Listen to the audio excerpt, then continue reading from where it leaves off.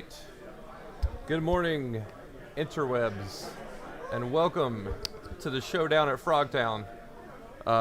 We have a very exciting major tournament with us today. I think we ended up with 59 players. Had a few drops as is normal, so just under the 60-person mark, but everyone's here ready to go. We have a room full of excitement, as I'm sure you can hear the din behind me, and it should be a great 2 days of 40K. We are diving right into it in the first round today. That's our lovely T.O. Pete right there. We're getting straight into it today with an AdMech versus AdMech mirror game. So let's take a list at what these two players have brought today. We do have lists in chat for those of you who are interested in them. I'll share them in there right now. So let's start today looking at Matt Estrada's list. So Matt's coming in today with, looks like he's got a battalion, and he's just doing a battalion. Let's see. I think it's a single battalion is what it looks like. So we got a battalion playing Forge World Lucius. We have a Skitaria Marshal with Exemplar's Eternity and Program Retreat. We have a Tech Priest Manipulus with the Raiment of the Techno Martyr. Then we have a second Manipulus with the Lucius Relic, the Solar Flare that everyone's always talking about, as well as Luminescent Blessings as a Warlord trait. We have a 20-man Skitaria brick, a 5-man Skitaria unit, a 5-man Skitaria unit, all Rangers. We have a 10-man Ranger brick, or 10-man Ranger unit, and then another large brick of 20 Skitaria, this time Vanguards. So we have one big brick of Rangers, one big brick of Vanguards on Matt's list. We got 5 Sakaran Infiltrators, another 5 Sakaran Infiltrators, and then 10 Rust Stalkers. And then we're in with 2 3-man units of Ballistari, 1 autocannon, and 2 las cannons in each. We have a 5-man unit of Cerberus Raiders for those annoying shenanigans. And then we have 2 Archiraptor Fusilovs, and then a Scorpius Dune Rider in the back. Looking at Tom's list, let's see how Tom's mixing it up a little bit different today, or see if he's mixing it up very differently. Tom, who this is his first event as AdMech. Normally we see him playing Dark Angels around here locally. Tom is clicked on the wrong thing. Give me 1 moment, I'm sorry.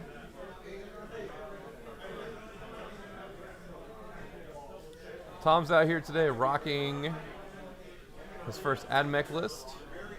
He is showing up today with Skitaria Veteran Cohort Army of Renown. So going a little bit different than Matt. He's got a Forge World Mars as his chapter. He has 2 20-man Rangers and then an 18-man Vanguard unit with Radium Carbines. We got 3 5-man Ruststalker units, 2 3-man Ballistari, each with 3 las cannons, 2 Disintegrators, and 2 Fusilogs. So very similar lists. Obviously, the AdMech players know what the good toys are. We're seeing, it looks like Tom is definitely skewed towards, he wants multiple large bricks, whereas Matt has got, he's got the 2 big bricks and he's got a lot of smaller MSU units. Tom's just definitely all in on bricks. He's got the 3 that we see a lot, not the 7 that some people are playing, but he's got the 3 big bricks. Then we have a lot of tools that both of them are bringing to the table. Interesting in the AdMech mirror, I don't know if 3 las cannons per unit is going to make a difference versus 2. Obviously, both of them are bringing 2 planes. Both of them have at least 1 disintegrator. Tom's over here with 2. So it'll be very interesting how that las cannon, if that las cannon thing makes a difference, or if Matt's MSU style is going to allow him to do more things and come in from different angles with a bunch of little things, if that will be enough to combat the larger bricks. So let me get us over here to the overhead.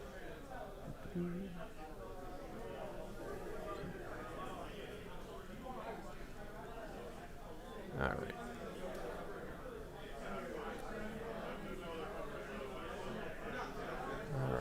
Let's see, I need to change that scorecard real quick.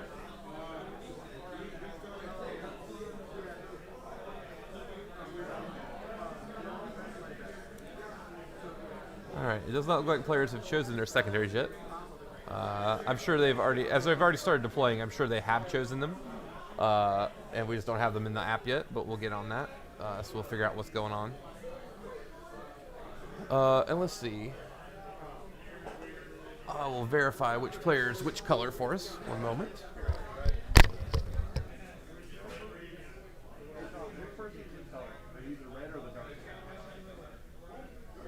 You're this side. Okay, you're on this side close to me. All right, thank you.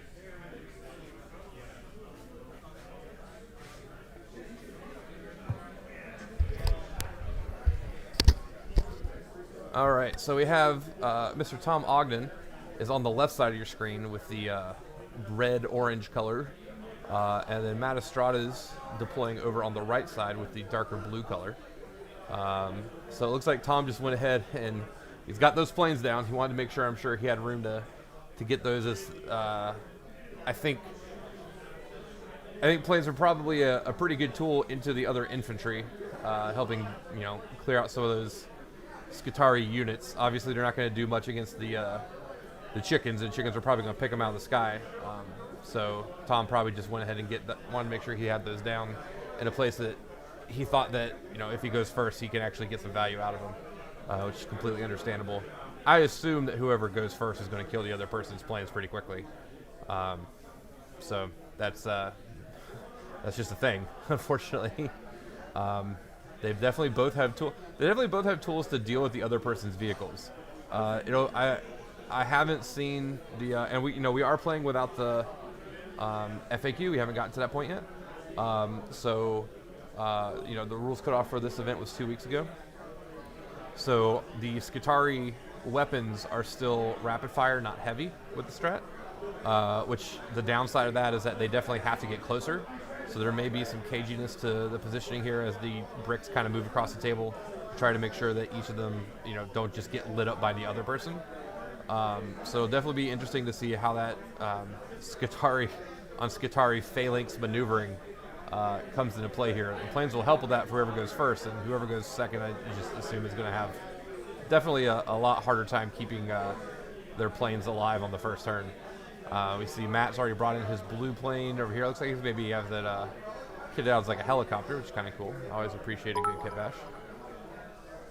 We got a follow from Shifty Hayes. Thank you very much. We appreciate your support. Hope you're excited for a nice 2 days of 40K with us. Definitely looking forward to a lot of good games. We have a lot of good players here. Large contingent of the Death or Glory guys here today. We got Brad Chester from Art of War here hanging out with us. I'm sure we'll see him on stream at some point this weekend. Should be a lot of fun, a lot of strong local players. Should definitely be looking forward to some good games. I've been told there's a number of Bellicors in the event, so hopefully we'll get to see some Bellicor Army of Renown nonsense on stream at some point. I would love to see, big, giant, meaty model running around terrorizing people. So that should be very exciting if we get to that. Hopefully we'll also get some commentators on stream with me this weekend. I'm sure Tom will be coming over to join us at some point. Mr. Pete, the Iron Father. Hopefully get him on stream. We got a bunch of gentlemen from Gentleman Gaming. I'm sure they'd love to get some comments from them. So we got a lot of interesting personalities here this weekend. Very excited for the weekend we're gonna have. It's the perfect weekend, right? 40K, hanging out with your friends. All right. So it looks like we got now both of the planes down for both players. Looks like Tom has deployed another of his large bricks in that top left ruin. We got a Dune Rider up there in that top left, trying to hide out of line of sight. Now, these buildings on this table, all of our tables have different terrain this weekend. Some of them have footprints for stability, some of them don't. This table specifically has all the GW terrain, and as such, there are no footprints. I know typically most players, and the players are allowed to come to an agreement on their own at the table when the round starts, but most of the time our players play these buildings as you're only visible through them if you're under the roof. So that's why you see, like, in the middle there, Tom's Skitarii are definitely trying to stay back away as the Dune Rider's just behind the building but not under the roof, as he doesn't want to be visible. So we'll probably see a lot of positioning like that, as those roofs are really the footprint of where you could or could not be seen. Looks like we got some infiltrators going here into the middle of the table. Now this mission is, I want to say, I'm pretty sure it's the battle lines. Yeah, this is battle lines. So we're playing, I'm sure you've been able to tell, we're playing Hammer and Anvil here. 18-inch, I believe it is. 18-inch, maybe 16-inch deployment zones. I think it's 18. Yeah, we see those Skitarii just up on the line there for Matt. He's got his deployment zone marked out. So they should get pretty bloody pretty quickly. Battle Lines is a very hard mission to score primary on a lot of times anyway, just because of the limitation of only having the 4 objectives.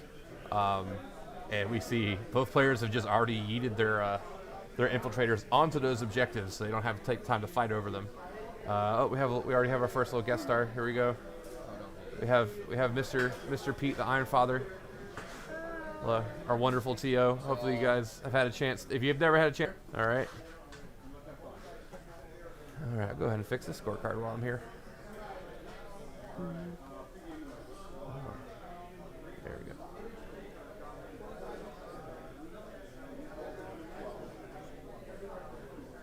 Did you Reddit and all that, or no? I did Discord, Art of War, Death or Glory Facebook, Pandemonium Facebook. So you can copy that and share it to anywhere else you want to.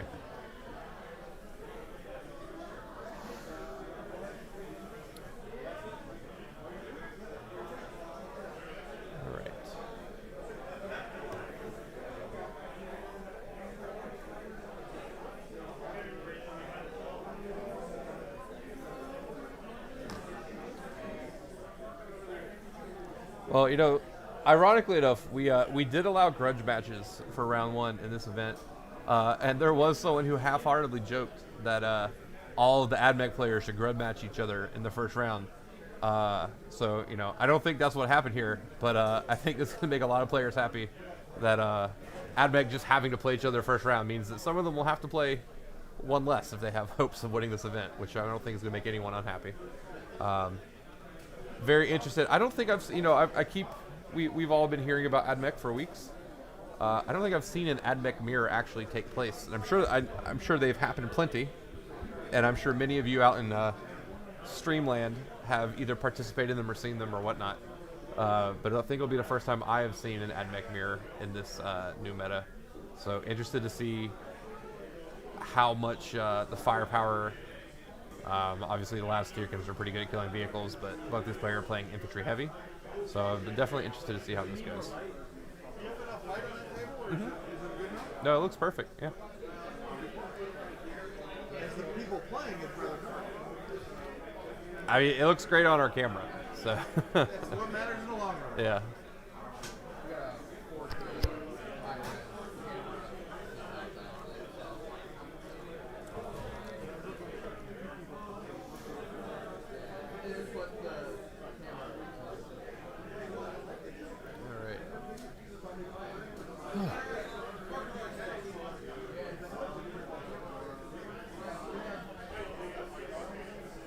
All right, 1 second. Actually, I'm gonna have our esteemed TO Pete.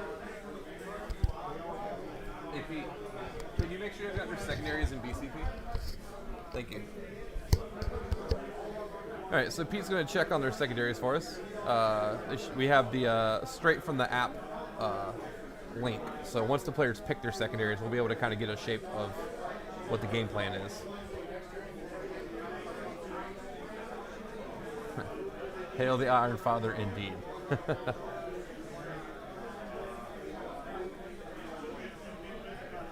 All right. Did they say they already have them in there? No, they're doing it. Okay. I was gonna say I don't see them yet. That's why I make sure it's not something on my end.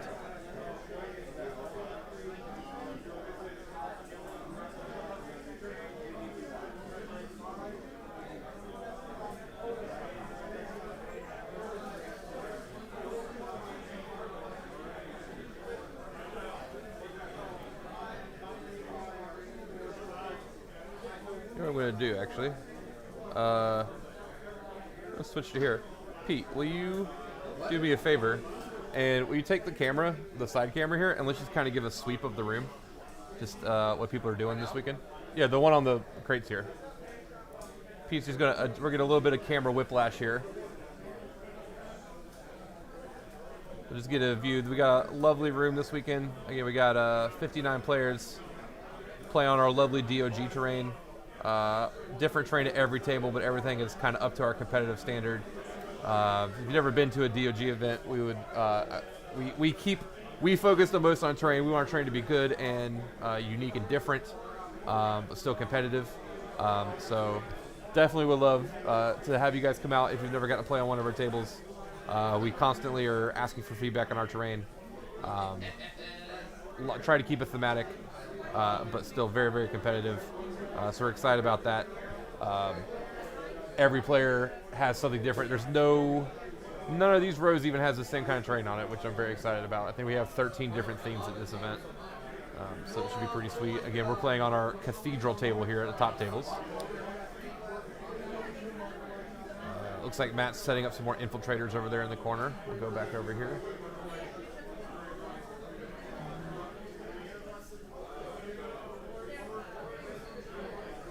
Oh, he may have moved some infiltrators. He may have changed his mind about it. So Matt has his Iron Striders in that back right corner. Tom set some Iron Striders up behind both of his ruins. I don't think I see Matt's second unit of Iron Striders yet. I just see the one unit, unless he's got them both back there and I just can't see them.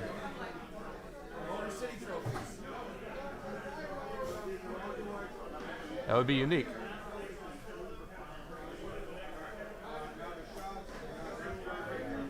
Yep, there's Matt setting up his final unit of Iron Striders there in that bottom right corner. So it's going to be an interesting game between the Iron Striders, because I think given the opportunity, they would love to pick each other off and just kind of be able to be unmolested the rest of the game.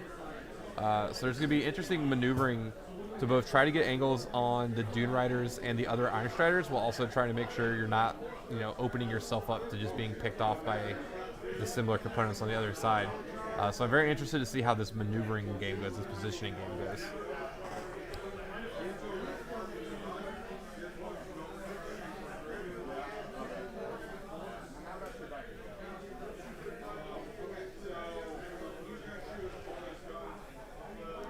All right, looks like they're ready. So we'll be getting this here in just a moment. And we'll see who's going first. It looks like Tom may have won the die roll. I see him picking up his tape measure.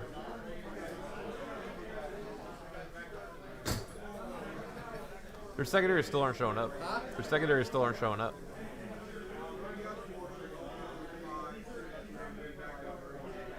All right, so Tom is doing that first unit. I can't tell if those are Vanguard or Rangers up into that first ruin. Again, let's see him trying to keep them under or away from the floor. Doesn't want them being visible through the building. He would love to have them to be in position to just come out and just kind of go after either top or bottom objective if he needs to.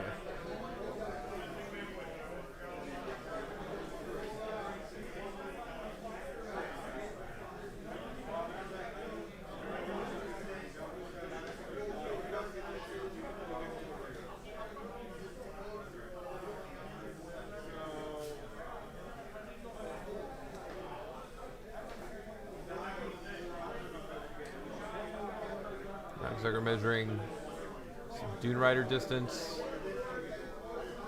Looks like Tom would love to go after those Iron Striders given the opportunity, which makes complete sense. I'm definitely most interested in what these planes do.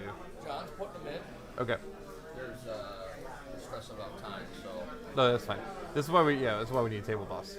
They can do this for us.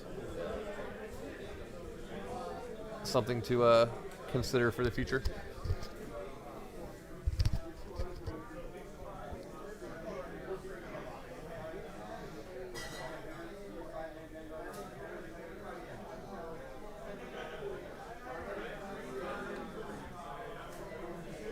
We could table boss with this, but we don't really have someone who necessarily can do that right now, I don't guess. So we could just table boss. Someone could go over there with the iPad and just update it for the players. Yeah.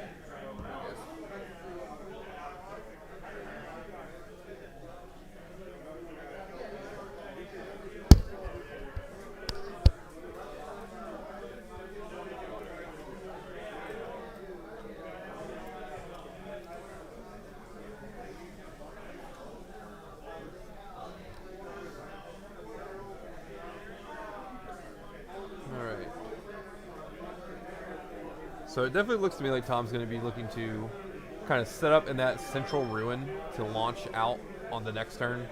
I don't know if he wants to expose himself to go after mass infiltrators here on the bottom, but kind of setting up in a way that he can easily get to either objective and just try to force Matt to kind of stay on a 5.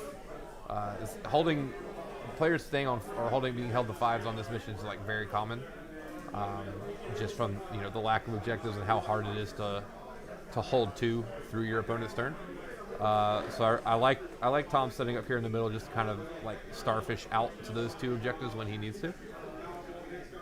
But he's measuring a lot to those Iron Striders to be able to get that first turn, just to pick up as many as possible, just to reduce the anti-vehicle fire that he can.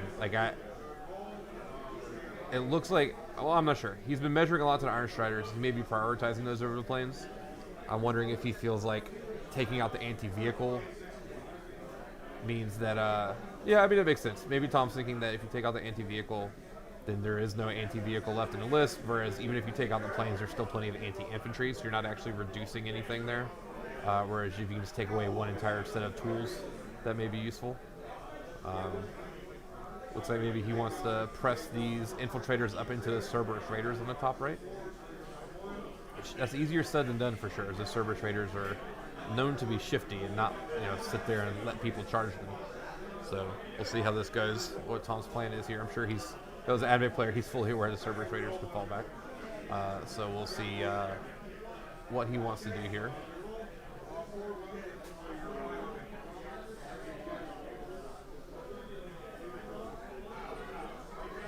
All right, starting to see primaries or secondary show up, so we can look at what the players have selected. So Tom has set up engage on all fronts, so that may be the reason that he's moving out those infiltrators. Just wants to go ahead and get his points there.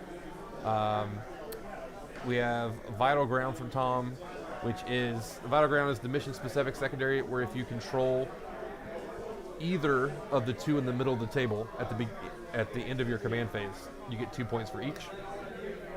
And if you're able to control the objective in the opponent's deployment zone, you get additional 3 points. So you get up to 7 points on that a turn if you have basically tabled your opponent. You can just hold their triangle.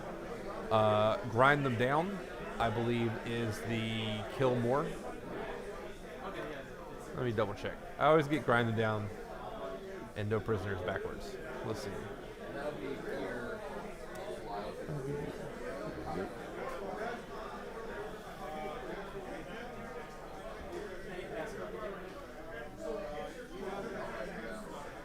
Let's see. Grind them down is which one? Grind them down is. Yep, kill more. It's the kill more. So Tom's kind of split it a little bit here. He's got 1 kill secondary and 1 movement secondary, where he can kind of dictate his points with engage. Matt has gone for Stranglehold, so Matt is just committing to the middle of the table. Stranglehold is he has to hold 3 at the end of his turn. And if he holds 3 in this mission, he just gets 3 points. Vital Ground, also the mission specific secondary. And then Raise the Banners. That's a very interesting choice to me. I typically don't pick Raise the Banners unless I think I can just drop 2 or 3 banners easily at the beginning of the game. I guess technically he can drop 2 banners here with his infiltrators on that bottom middle if any of them are alive to the next turn. I don't usually like Raise the Banners in missions where I only have 1 objective in a deployment zone, so we'll have to see if he has a plan for that here. Maybe his thought is there's nothing else that's going to get him more than like 5 to 10 anyway. And so he's just, taking the floor of, I can get an easy 5 with banners, and there's nothing else that's going to give me a ton more than that. That's completely possible. But both players have definitely kind of board control objectives, both taking Vital Ground, and then Matt taking Stranglehold in addition to that. What I find interesting is that Matt has not picked any secondaries. Well, I guess Raise the Banners, but he doesn't have as much control over his points. His points with Stranglehold and Vital Ground are, yes, that he has to go somewhere to do them, but in addition, he has to survive whatever his opponent does back, which, well, not for Stranglehold, but for Vital Ground. it's a on a 4 mission objective. He's kind of basically got to table Tom to get Stranglehold every turn, or he's got to table him off those objectives. So we'll see if that pays off. I'm interested to see if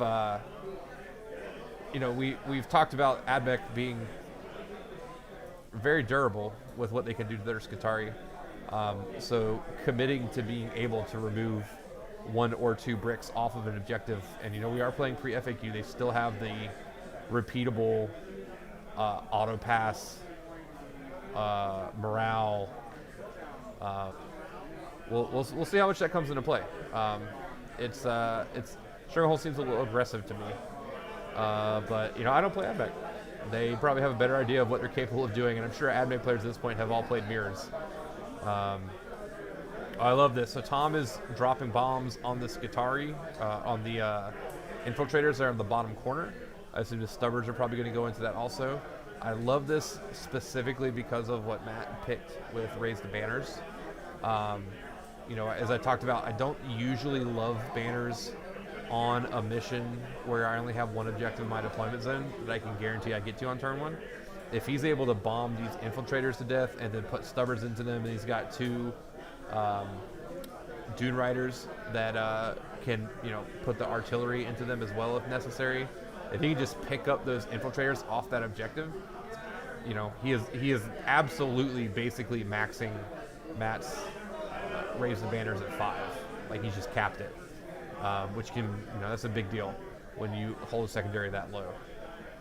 Again, Matt may have picked the secondary assuming that 5 is like his best case scenario, that he didn't have anything better.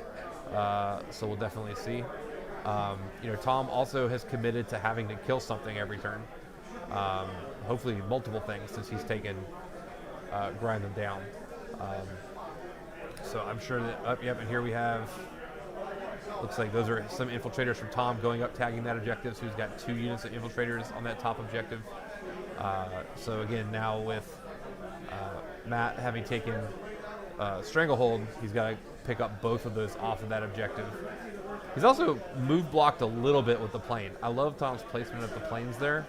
The Skitarii, they can move over the plane's base now, but they can't finish their move on it. And Tom has got that plane and that between those 2 buildings, it looks like just far away enough that it's going to be hard for them to go straight where they want to. Got to go around the plane a little bit, and I can't tell from this angle. Tom may have blocked off that building a little bit, but if he could definitely make that charge, or if I don't know if Tom is planning on getting anything on that bottom left objective. If he doesn't leave anything to charge there, if he does put something to charge there, the plane can make the charge, having to go around it be pretty useful. If he doesn't put anything down there, then with the plane being there, it may just be difficult for Matt to get down to that bottom objective to score Stranglehold on the first turn regardless. That plane is definitely going to be, it's not going to completely stonewall, but it's definitely going to slow him down and be annoying, which is pretty useful for sure. Looks like Tom's pulled back a different unit of Skitarii. Wants to hold that back objective and maybe have a counterpunch if this first unit up front gets tagged. Looks like he's also trying to be very careful with his positioning to stop the solar flare. He just doesn't want to deal with it. Now Tom does not have access to solar flare. I believe he's playing Pure Mars veteran cohort. I'll double check that. But he knows that Matt has a solar flare in his list and doesn't want any part of that. Yeah, it looks like Tom is Pure Mars, so he does not have the solar flare.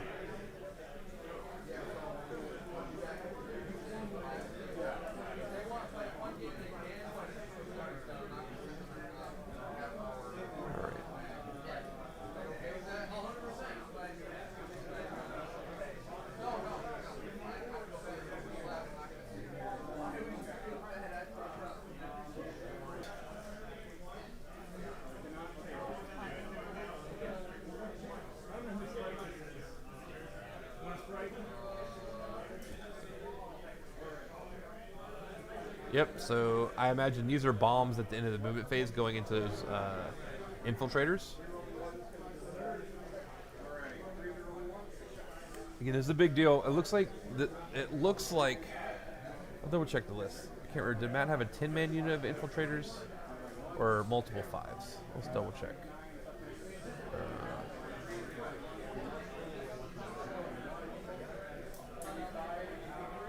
Matt has.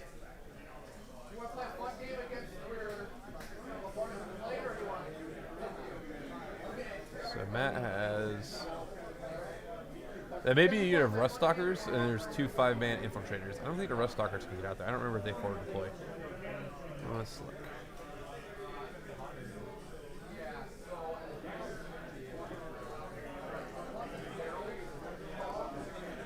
That's what happens when you're commentating on factions you don't play. No,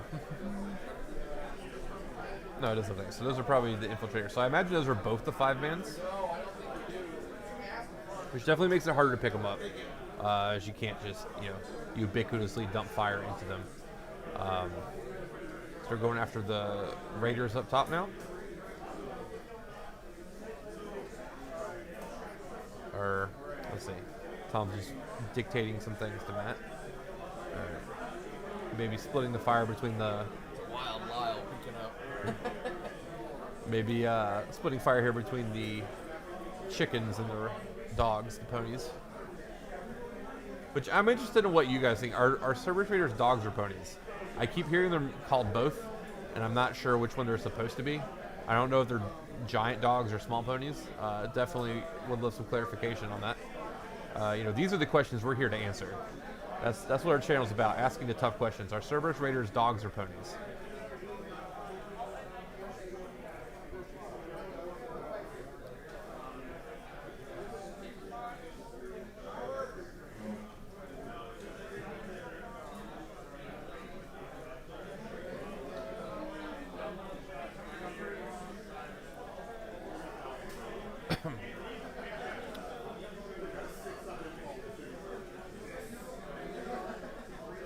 Looks like maybe into the larger unit now.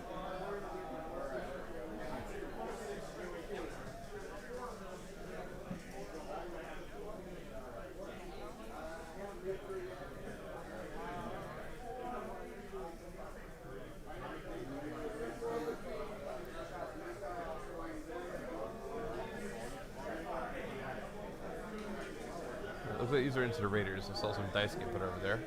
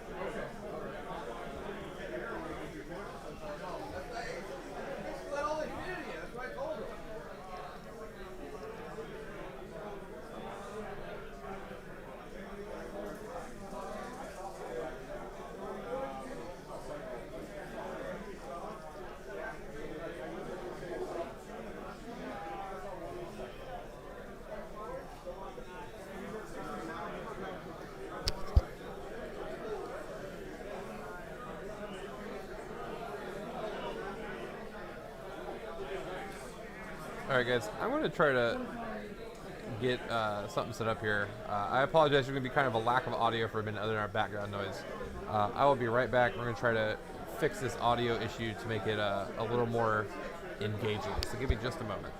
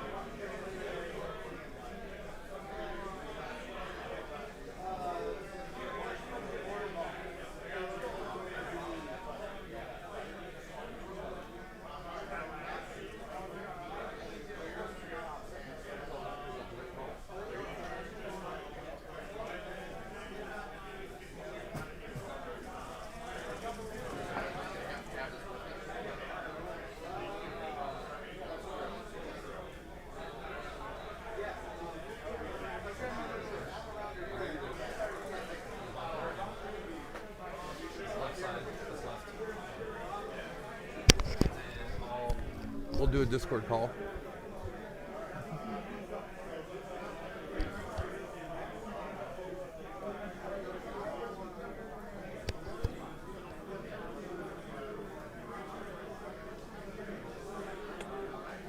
All right, we have Pete live. Can you hear us, Pete? Good. All right. So we're gonna get someone over to the table with our little headset, and hopefully we'll be able to check up on what's going on the table. I think that's perfect. All right, looks like it's working here. Yeah, so if you want to head over there and give that to John either way.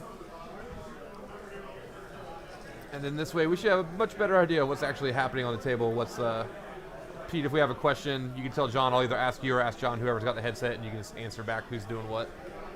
Okay. I think I'll stick over here for a little bit. All right, cool. So Pete's hanging out. He's going to go hang out at that table. So let's see. It looks so far like we missed a little bit of shooting. It looks like, did we pick up a ballot or a Dune Rider? Oh, wait, no. I think We he only did had one, Dune Rider. and then it looks like some. We'll say that again. We did one chicken walker and 2 Karen infiltrators. Okay. All right. It looks like the fuselage is now going back into those infiltrators in the bottom of the table.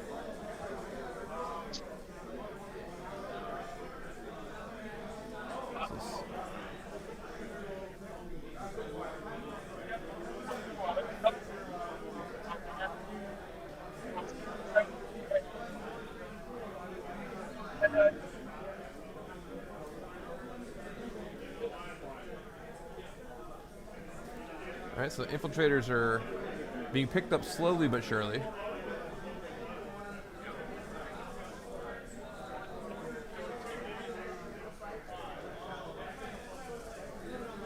Yeah, it looks like it's infiltrators versus infiltrators on the center objective close to the top.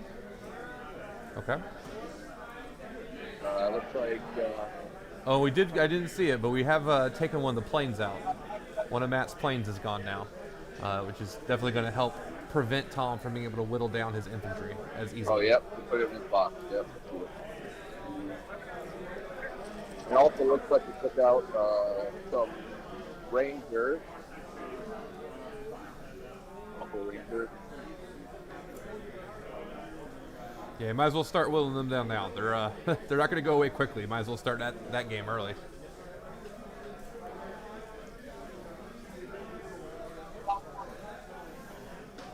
Oh, there's the first Cerberus Raiders gone. Now, Pete, I was telling Chad a minute ago, I'm not sure the correct answer to this. What do you think? Are Cerberus Raiders dogs or ponies?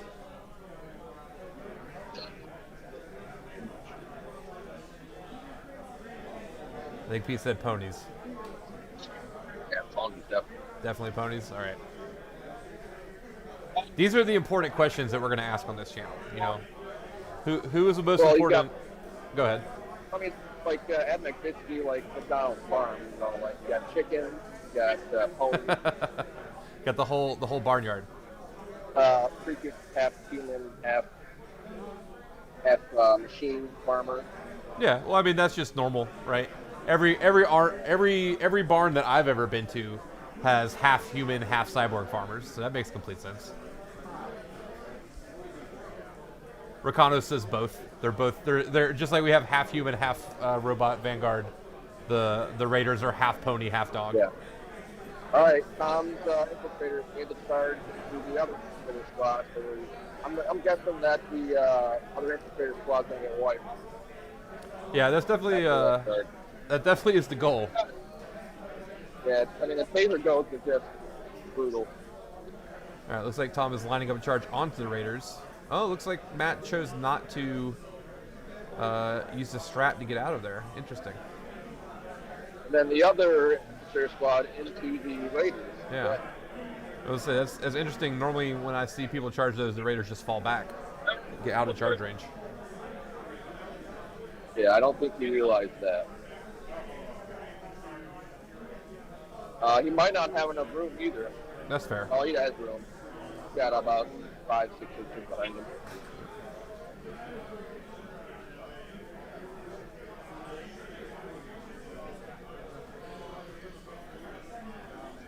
And Pete, of course, we're kind of doing this on the fly, but if you're going to talk about what they're doing on the table, we definitely want to make sure we like step away or turn our back to the table or anything like that. We don't want to. We value the competitive integrity here very highly. Not what I think. Hey, you're in charge, man.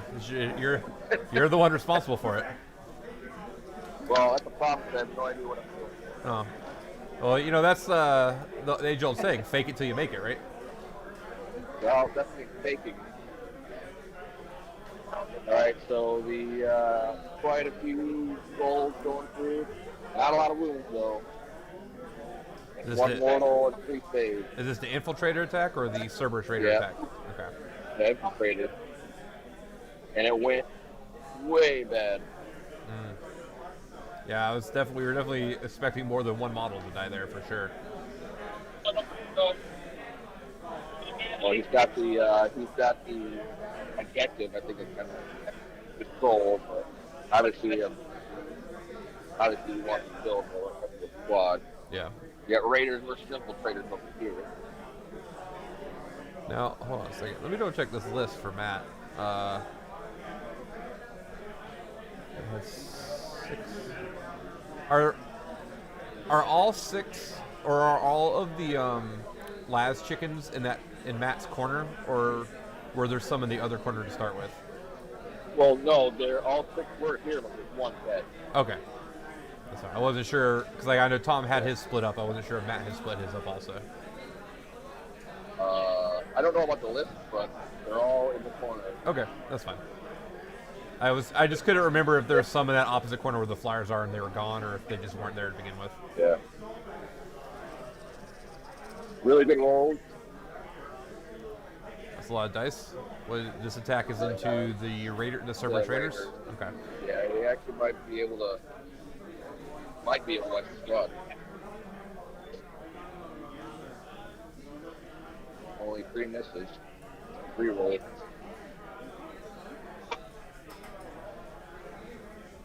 Oh, we are actually wounded. 15 wounds under the Raiders. And taking the Raiders out is actually pretty important because, as we've talked about on other streams, Mech doesn't have access to bodyguard rules, and the Raiders do have sniper guns. So Squad wipe, Raiders squad wipe. Very nice. Okay.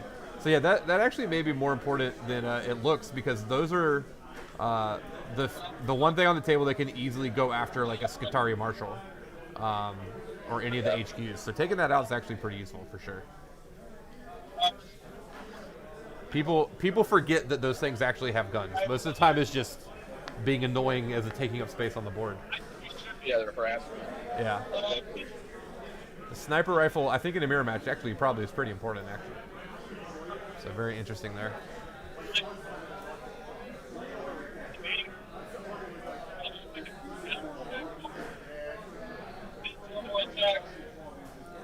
All right, and Pete, if it's possible, we might want to set you up on push to talk, because we're definitely picking up Tom's loud voice on your microphone. We have a follow from Goon Stomp. Thank you very much, Goon Stomp. We appreciate it. Hope you're excited for 2 days of 40K with us here in Frogtown. Which, Pete, I need to point out, where are the frogs, Pete? There are no frogs in this room. They're on the trophy, all right. There are frogs on the trophy? Those are frogs? Oh, those are like alien frogs. I get it. Okay. They're Catachan barking toads. Oh, Catachan barking toads. Fraud. Any Texas Pete fans? Oh, no, control. Let's see. I can flip to my shoutcasters. Yes, we have our lovely trophies here, which this is what Pete is referencing. These are our frogs, the Catachan barking toads that are on all of the trophies. These are the only frogs there. There are no real frogs. I thought there was going to be like frogs hopping on the tables. I mean, I could go grab some. There's a pet part around here. I mean, it's Toledo. There's probably just frogs outside. All right, 1 second.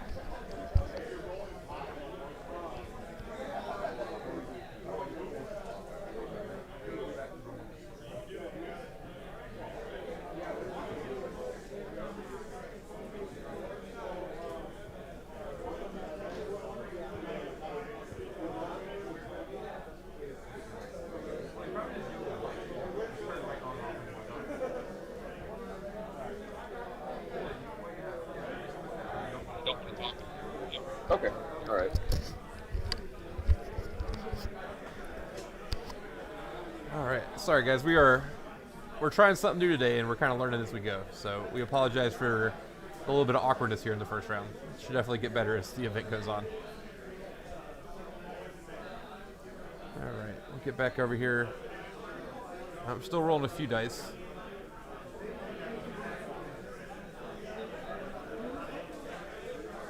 Those may be Matt's attacks back into Tom's infiltrators that charged his infiltrators.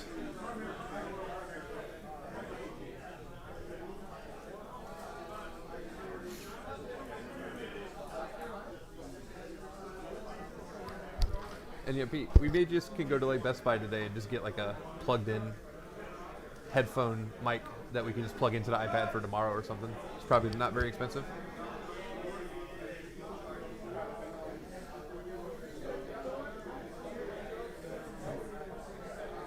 All right, and it looks like Matt is beginning figuring out what he wants to do. Do you have an iPhone or an Android? I have an Android.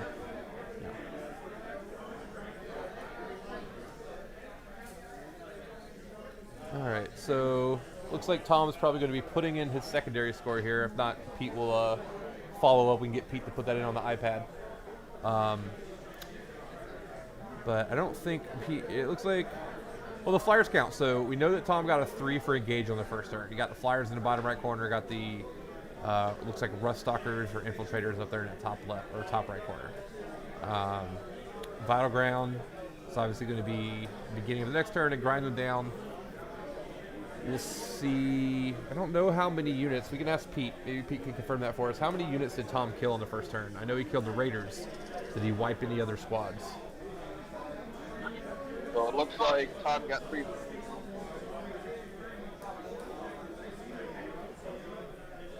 We lost you, Pete. It looks like Tom got 3 for engage, 0 for vital, 0 for grind. Yeah. So the question is, grind them down will be scored at the end of Matt's turn. How many units did Tom kill on the first turn?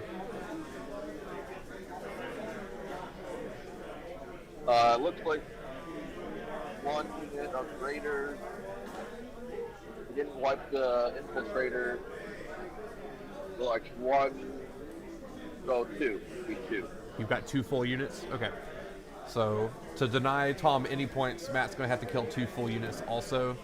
Obviously, he's probably going to go for one of those planes. I would imagine all the last chickens can take out a plane. He's got to pick up something else. It's like maybe he's moving up. Maybe his plan may be, I mean, he wants these. So Matt's objectives definitely have him saying that he needs to hold these, the 2 middle secondaries. He wants to deny Tom points for holding them because Tom picked that mission or that secondary. Also, that he's got stranglehold. He wants 3 for holding both of them. So I imagine if he needs to kill a second unit just to deny Tom points, he's going to want to go for those Raiders in that bottom left corner, and then the Rust Stalkers that are kind of tagging that objective on the top right. So he's got 2 small units that he's got to kill to really kind of swing a lot of points his way. Definitely easier to kill those 5-man units than the 20-man units. The problem at that point is going to be to do that, how much is he exposing to those Vanguard and those Rangers? Tom's got 60 guys, or almost 60 guys, that are going to have easy rapid-fire shots into you at that point. So we'll definitely have to see. He's going to have to balance how many points he wants to get here right now versus how much he wants to lose on Tom's turn. Because I imagine Tom's going to kill more than 2 things on the next turn. It's going to be a little bit harder to mitigate the grind them down next turn.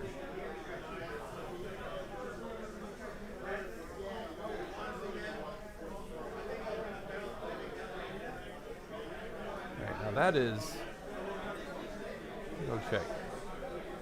That's the Dune Rider that Matt has, not a Disintegrator. So Dune Rider, John or Pete, can we get a confirmation? I'm assuming the Dune Rider has 9 Rust Stalkers in it. Is that correct?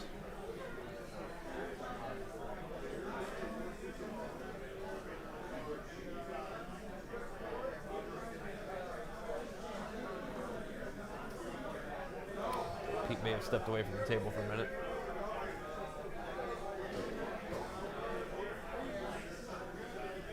We'll get confirmation. That transport is moving up the table. I assume it has a 9-man unit in it, as that seems like the reason you would play a 9-man or a 10-man unit. Keep calling it 9-man. It's 9-man and alpha. It's 10-man unit.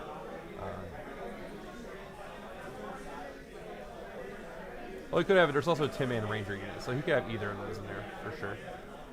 But I'm going to assume that's not an empty Dune Rider at this point.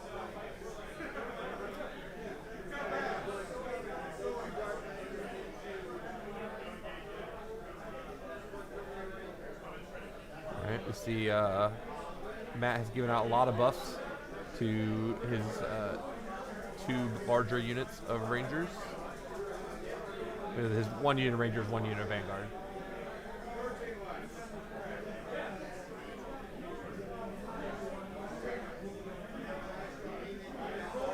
Yep, and as predicted, they're going to kind of come up here and try to be able to just put all their shots into that top objective again. He has pick sectors where he wants to hold those 2 middle ones. These, I'm not sure those are Rangers or Vanguard, but definitely want to kind of have easy line of sight to those, that top objective.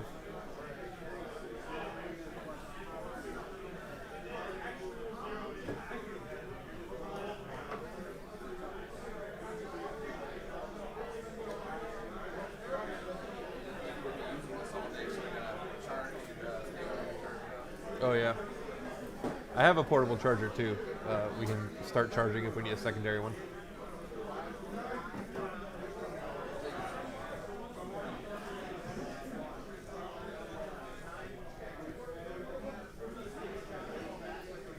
All right.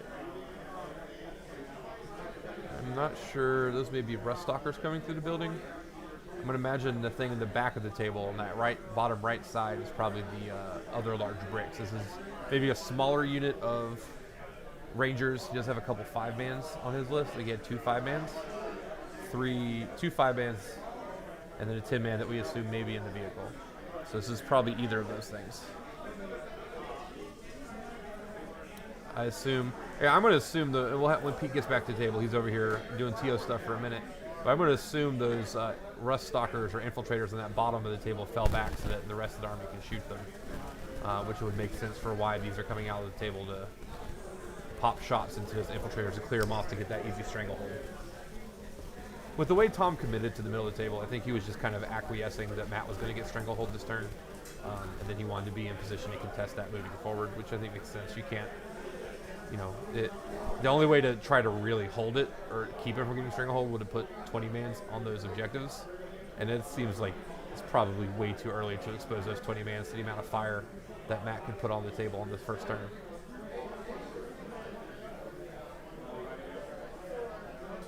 Yeah, Tom lost this objective here.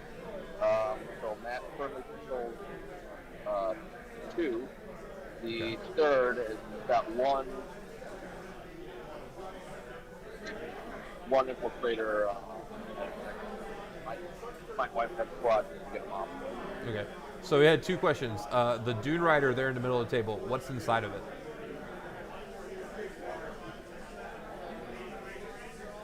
Then 10 rust rockers are still inside of it, and it's got 10 left. Okay. So yeah, the rust stalkers are inside the vehicle.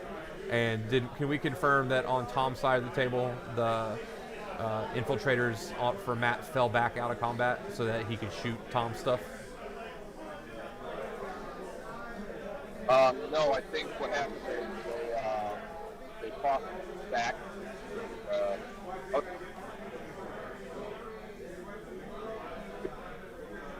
Yeah, so one fell back. 2 units there. Okay. All right. So, but Tom's stuff is shootable on that objective, which is the important part. Okay. Well, Tom's not on that objective anymore. The center one next to Tom, he's not on it. Oh, Tom got killed off of it. Okay. There's nothing left. Okay. So right now we have 6 rust stalkers from Matt and nothing else. Okay. All that's on it. Okay. So yeah, that attack did not appear to work as well for Tom as he hoped it would.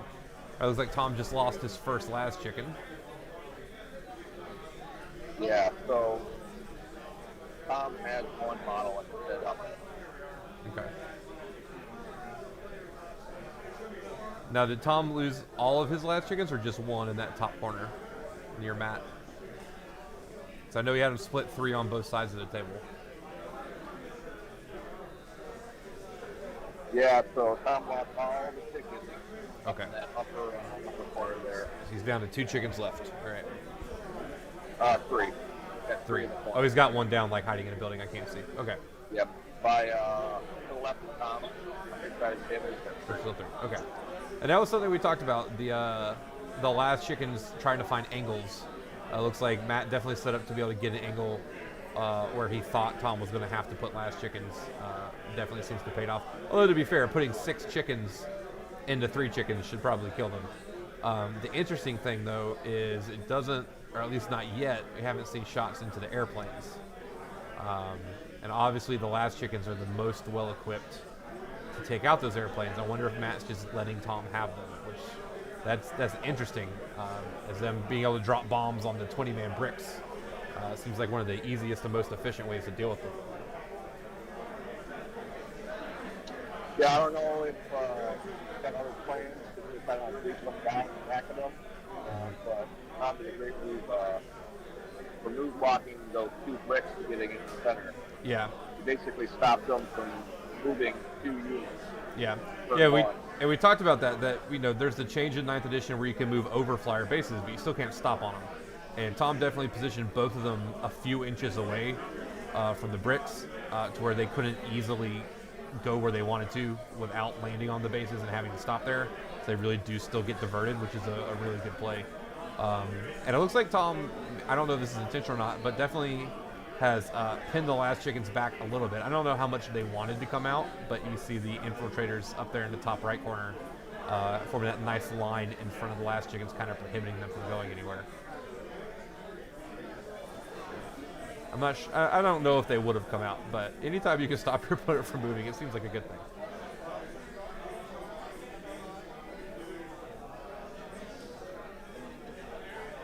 Well, one of Matt's last pictures that one move, so I think it might have been a bit of a whip. Okay. Last picture versus last picture, as this will turn out. So Tom probably thought that he would be able to throw a little more than he actually did to kind of like make this stuff live on the bottom of his mouth. Well, you know, it wouldn't be a Tom Ogden game if the dice went perfectly. You know, you got to have some adversity in there somewhere. All I can say is I'm happy that next one way or the other. We mentioned that, you know, all those players that were joking about they wanted all the AdMech players to grudge match each other in round 1, you know, kind of got their wish here.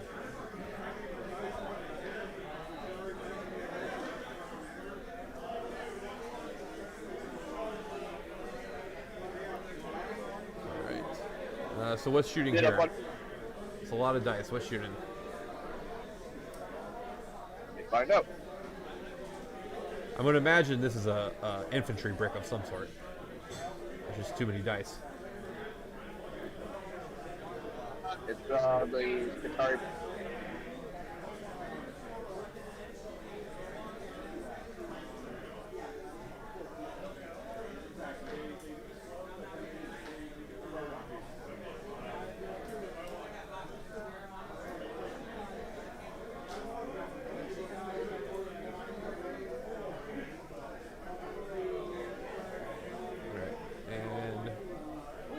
What are they shooting into, Pete?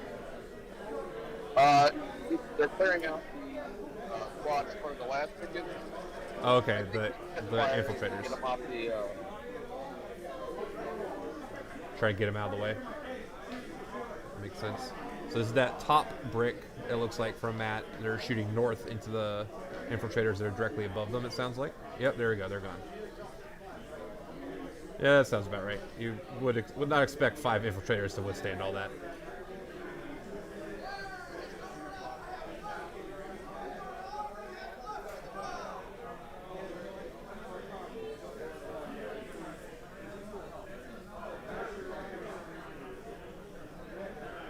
I think this is on the other spot of the infiltrators to get them off the point. We got one model on it.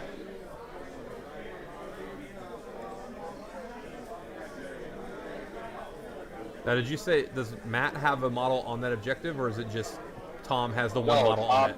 Okay. Tom has one model in Okay. each squad, and Matt has 6 in 2 squads on the other opposite one. So the interesting thing is that it doesn't look like Matt's going to be able to get stranglehold on the first turn if he can't, because if he shoots Tom off that objective, he can't charge up there to get to it or anything like that.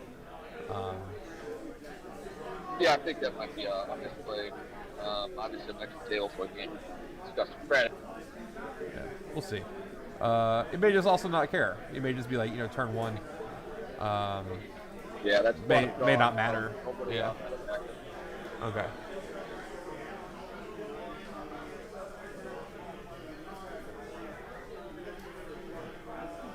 Looks like he's shooting the weekend last picking squad, trying to figure out where he wants to go. You have to imagine he Rider. wants to kill a plane at some point. Like the planes are probably scarier than the Dune Riders, Yeah, I he think. decided on the plane. Okay. 2 at picking. All right.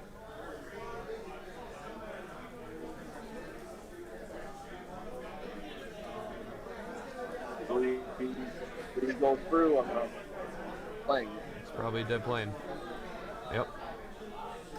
Yeah, you have to, especially with him removing one of Matt's planes, you have to feel like he doesn't want to just get out DACA'd by letting Tom have 2 planes flying around. Yeah. Really sad that PW puts out the FAQ 1 game before our event, because I think would have done a lot to tear down the AdMech. Yeah, I don't, no, I haven't played AdMech enough to know how much I think those are going to directly impact them. It doesn't seem like the community at large thinks that they're dramatic nerfs. I've heard a lot of people say they feel like, and I know this is going to hit home for you, Pete, but it feels kind of like Iron Hands a year or 2 ago, whenever it was, that they got double nerfed, and the first nerf didn't really do that much, so they had to come in stronger with the second one later. This might be something similar. That the first nerf, while unquestionably reducing the power of AdMech, I think there is a question about how much it reduced it and if it reduced it enough. So we'll have to, we'll have to let the meta kind of shake that out and answer that question for us. I think my prediction is that within 30 to 60 days, there's a second points increase Yeah. on the overperforming, maybe 5 to 10 points with Dune Riders, Yeah. maybe 1 point from the Rangers. Maybe they increase the CP cost of the system on the shooting. I forget the name of the strat for the Sorry Break. Oh, I think they did change that one yesterday to be 2C. It's double CP, I think, if you have a bunch of guys in your unit instead of just a small man. Right. I think it'll increase it to 1 and 2 and 3. Interesting. That would be pretty significant for sure. We'll have to. Yeah, it's one of the things. I'm not an AdMech expert, and I'm not going to pretend that I am. I'm definitely more of a Necrons and Space Marines person. So we'll have to. I'm interested to see how it shakes out, and if the changes when you think have about a big it, impact. I think that's definitely an overperformance strat. I think 3 CP for a 20-10 brick. I think that's fair. Yeah, I don't necessarily disagree with you. Again, I don't have any of my own personal data that I can reference to. When you say you're going to jump a strat from 1 CP when the book came out to 3, that sounds extreme, and so I would, not saying it's impossible, but definitely going to have to wait. We are going to have to wait and see how these first FAQ changes impact the game. Do they tone it down, 5% win percentage or whatever, which may be, enough to make GW happy. I don't know. I still think Ricari, AdMech, and Systems are going to be the top 3 packs. Yeah. I don't know. I don't think there's a reason to expect them to not be the best. We don't have any evidence to not think those are going to be the top 3 at the moment. So yeah, we'll just. It's. I think a lot of it hinges on what happens in the coming books, and we'll have to wait and gather some data on how these AdMech changes impact games across the world. I know Val is very good at congregating all that data and figuring out what's happening, kind of on a worldwide basis with. Looks like the shooting phase is done. So what's on the table? Okay. We don't have any charges or that we declared. I don't think. No, I don't think so. I could double check, but I think they're just kind of mopping up the smaller shooting right now. Okay. I guess there's a world where that Dune Rider could charge Tom's brick and just YOLO it and get a 12 if it's within range, and then try to tag the back of the objective. But I don't. One, it's not likely, and two, I don't know if it's good enough. I would have loved to see something in position to get on that objective, especially with the Stranglehold secondary pick. I don't know how he could have set that up. I don't know if it was it may just not have been a feasible thing to do on the first turn. It just is what it is. All right, looks like the infantry is going to Okay, I want to go and take out that artillery that try to stop that. Because while you can possible to get this. do what? I think it's a 6 or 7 inch charge, so I think it's completely Okay. possible to get him. Yeah, it seems like a reasonable charge, and it makes sense. The disintegrator can definitely fire a lot of guns into the infiltrators that charge it, but this charge is definitely to stop the Belarus. I think the Belarus is the name of the indirect shooting into the Vanguard and Ranger bricks, as he doesn't want those to get whittled down unnecessarily. So just being able to mitigate some of that shooting and control what you get shot with seems like a reasonable play here. It also is going to stop because the infiltrators obviously are not going to kill the Dune Rider or the disintegrator. So I like that charge also because it also move blocks a bit. I think the Dune Rider has fly, or disintegrator has fly. They would take a fly off some vehicles, so I'm not sure. If it doesn't have fly, then it's just making sure that Tom cannot get to that bottom objective to really try to ensure that stranglehold and that vital ground secondary pick. Although there's still a 20-man brick in Tom's, like the middle of Tom's deployment zone in that building that could come down there. So we'll have to see what Tom chooses to do about that. But I like it for kind of move blocking the vehicle and the chickens behind it. I think it's fairly even as far as the losses go, although I'm kind of wary. Matt has a lot more last tickets now. Yeah. Well, he only has, each of Matt's units only has 2 las cannons in it. So if there's only, it's 4 las cannons to 3, so it's not actually that extreme of a difference because 2 of Matt's chickens are autocannons. Okay, yeah, I can see. He took the autocannon one, so he's only got Yeah. one autocannon. Yeah, each unit has 2 las cannons and 1 autocannon, which is not nothing, but it definitely means there's not a giant hole or not a giant discrepancy between the anti-tank fire of both the units. Looks like they're discussing about outcasting now on one spot today, which I think is ironic because Mech is losing that big deal. Yeah, or at least you can't do it every turn anymore. It's we're still playing with the rules where it's 1 CP and you can do it every turn, so you might as well.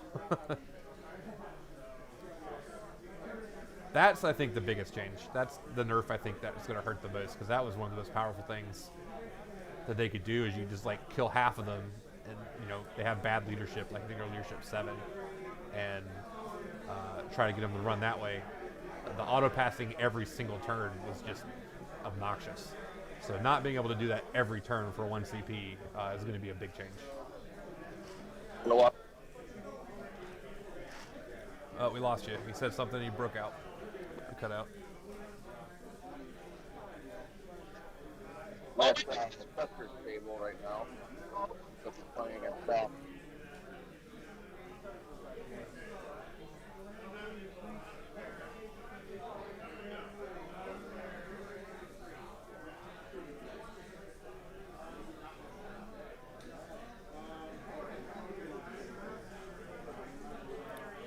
Valerie, I'm not sure why it seems low. Let me check on my end. It seemed fine earlier.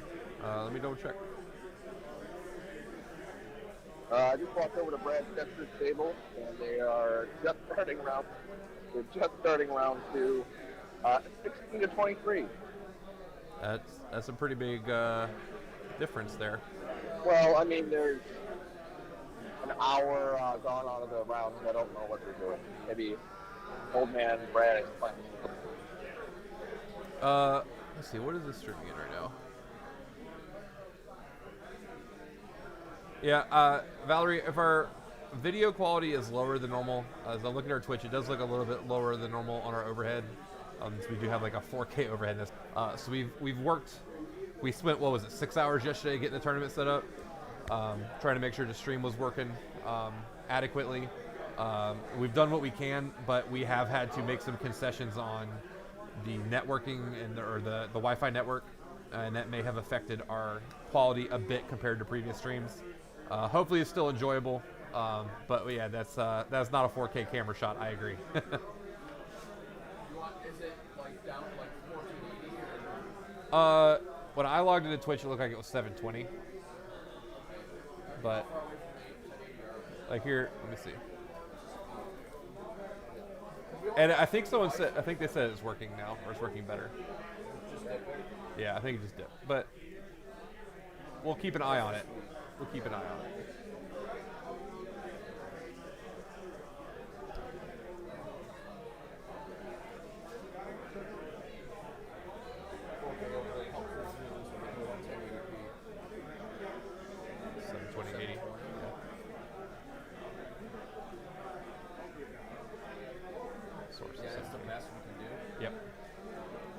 But again, that's the Wi-Fi here is what it is. We something we'll keep in mind in the future as we pick our venues for our events, as we do want streaming to be a big part of it. Yeah, and there's not much we can do about it at this moment, unfortunately. Hopefully, it's at least watchable and enjoyable for you guys, if not as pristine as normal. It's your fault. Well, I can only do so much with the tools I'm given. Only a bad graphic blames his tools not out. Let me rephrase that. I can only do so much with the resources I'm given. Sound like bad to Tampa. I can only do so much with the resources I'm given.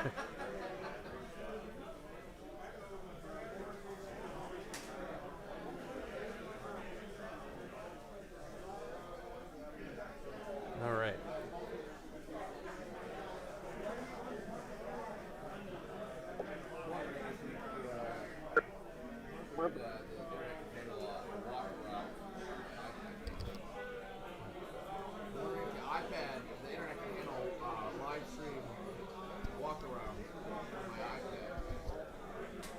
Oh, you mean like video? I wouldn't do that.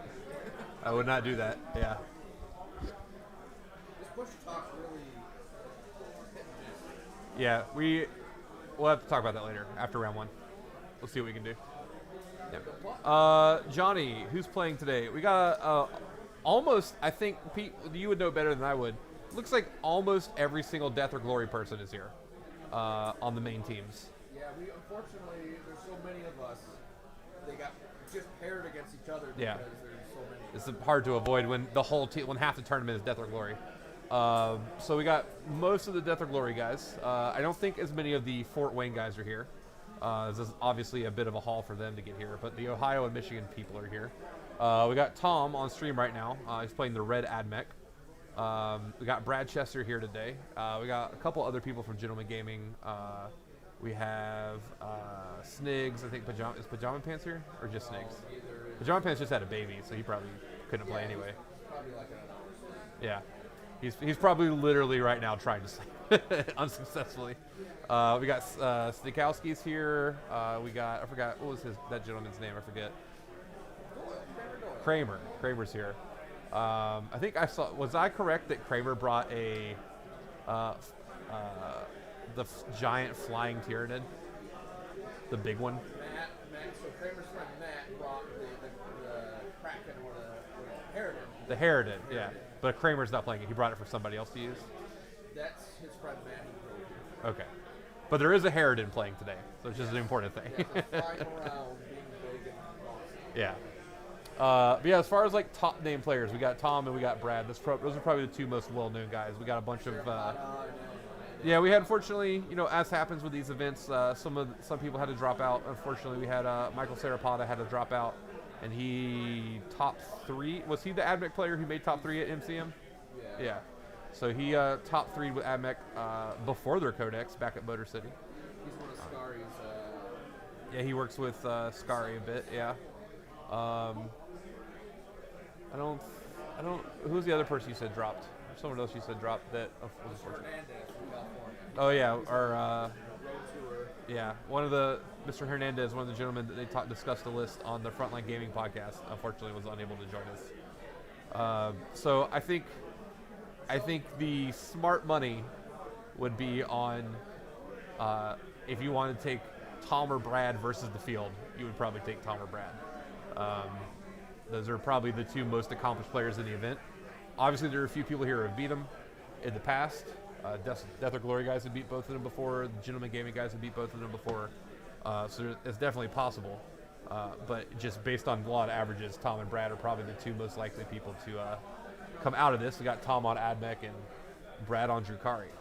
Now, Tom's taking his movement phase right now. Tom, it's his first tournament. I think he said he played a couple pickup games, but it's his first tournament with AdMech ever. I think he said it's his 5th game. Yeah, I'm not surprised. But I think he said he played 4 games before this event with AdMech. So this is literally his 5th game with AdMech. So he's playing the pizza plan right there. Playing no games. just YOLO and hope it works. Yeah. So definitely give himself a little bit of a handicap, but he's been planning on switching to AdMech for a bit. I think at this point he's going to play AdMech until the Black Templar Codex comes out, and then all of you who would accuse Tom of being a bandwagon chaser, I'm pretty sure that he would just tell you watch this because he is a die-hard Black Templar fanatic, and if he thinks that their new codex is competitive in any way, then he will definitely be playing Black Templars when that book comes out. So. Still a dirty meta chaser. No, he's still a dirty meta chaser, and he won't deny that, but he's also equally a Black Templar fanatic. He is obsessed with his Black Templars. All right, looks like Tom is moving into his shooting phase, so we'll see what happens here. Looks like the bomber went after that northernmost brick. Looks like he moved one of his bricks up onto objective 3. Okay, the Dune Rider managed to, and that's an interesting choice. The Dune Rider fell back from combat onto the objective, which makes complete sense. He's definitely at an angle where those last chickens should not be able to easily just pick it up. It's an interesting choice. 'Cause I want to double check. Does the disintegrator have fly? Scorpius disintegrator. It does not have fly. So something I noticed on Matt's turn, which was interesting, is that he chose to put all of the infiltrators that charged it on the top side, that northern side where they still are on that street, tagging the disintegrator. He could have made them in an L and put one in front of it and just prevented it from moving forward. It would have had to fall back sideways or backwards because it can't move sideways through the building if it doesn't have fly. So it's an interesting choice that he chose not to do that, and Tom immediately just moved one of his most durable things up there onto that objective. We'll need to confirm with Pete. Those looks like orange Scutari, if they got onto that objective down there. I see they're between the buildings, Pete. Did they get to that bottom objective?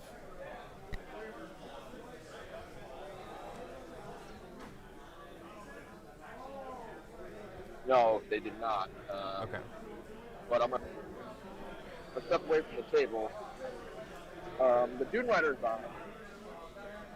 But I think this might be a student charge by the Orange Safari Squad into the infiltrators to get on the objective. Oh, they're still down there? Yeah. And then I think the Dune Rider will probably charge that squad to LOS block it, so make a nice little wall for the Safari Squad. Mm-hmm. And that way you have to clear that Dune Rider out. That's what I would do. Okay.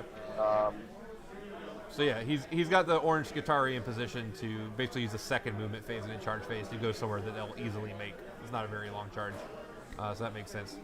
I'm not sure. I'm interested why Matt chose not to pseudo trap the disintegrator where it was. He made it easy for the disintegrator to get out and move to the objective. So that was an interesting choice. Looks like the Fuselov is doing work up there on that large unit of, I assume, Rangers. They're starting to whittle down pretty significantly at this point. Also looks like Tom brought up one of his bricks that may be putting fire into there as well. Tom now has his Atari squad on the objective, 7 objective near Mech. Yep, I'll just pick up a last chicken there. Yep, last chicken is down. Yep. Wounded one. Yep. So he's got 1 in 1 squad and then full. Right now, how Matt is supposed to take that top objective that Tom just put a brick on. As we talked about, there's still the auto pass up there, so he was just going to have to straight outnumber him. And Tom is working on the large brick that is close to that top objective. And that other large brick that could easily outnumber is in the bottom right, so he's just not going to be able to get over there. So I'm not sure how Matt's going to be able to take that objective away with any ease. Now there are 10, we said, rust stalkers, so maybe the plan is the rust stalkers can just get in there and dice up the Rangers that are on that objective. They're going to have to survive that Overwatch. I don't know. I honestly don't know if AdMech has the ignore Overwatch ability. I don't know the book well enough. If those Rangers get to AdMech with get to Overwatch with like 60 shots, I'm going to imagine that's going to pick up a good few rust stalkers. We'll see then if they can clear the objective or not. Well, the interesting is if he puts all the last chickens into the plane, or he just tries to dice it down with the Atari brick that's in the center. Yeah. And there's nothing else to shoot, I don't believe. So I think he has to get rid of that plane. He also has to start willing. I think he has to get rid of Matt Plane. And I think that he's got to start working on that second squad of Chicken Walker somehow. Yeah, and we're at the point where I'm sure Matt's going to have to find a way to bring that big brick he's got in that bottom right corner. They've got to come out. They can't sit on the back edge of the table the whole game. So they're going to have to move literally forward. doing nothing. Yeah. Yeah. So I would imagine maybe they start moving towards that orange. Maybe Tom's orange unit is what they go after, or start moving towards next turn. I don't know if they're going to be able to get in range in one turn or not. Those are definitely not in a position that they can automatically do anything right now. So they got to get up there. Well, that's kind of why I wanted that new rider to go with line of sight block in the own squad, because you know that useless squad is going to move up and try and force them off. Won't capture it until next turn. That's very early. Maybe even turn. There's definitely a chance that Tom can keep that if he plays it right as far as LOS game. Yeah.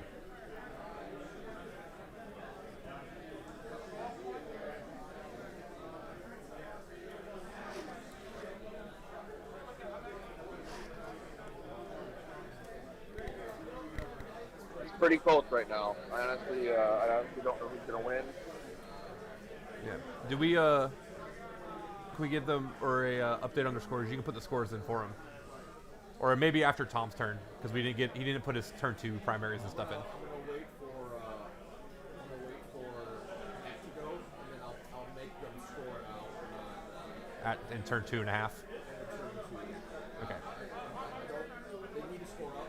Yeah. So that's my like. They probably are doing it on the dry race board. I can go look at that, but I want to make sure that they're up to date. Yeah, that's fine.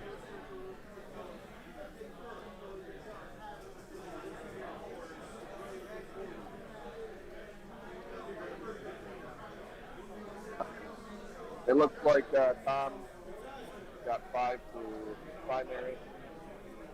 Matt, obviously, and he's still got 3 for engage. No vital, no grind. That's how it scores. Yeah, it looks like Tom's gonna get 2 for engage this turn with the plane. I don't think he's got anything in the bottom right, but that's still fine. There's nothing wrong with picking up 2.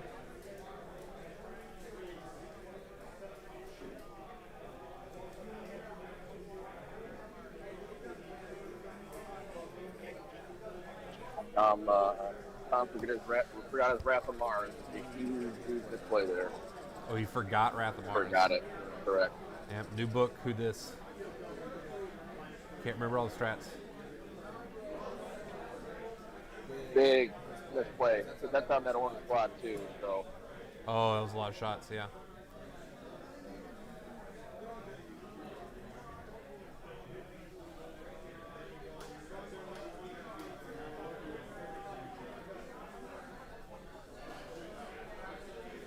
All right. Is he able? No, it looks like he. oh, even worse, it was on the squad that was shooting the copter. So he forgot to wrap the mark with the copter, like I said. Yeah. So that's huge. But he's got. Does he have 2 units there that can shoot it? He only has one, because there's like a brown unit on the objective, right?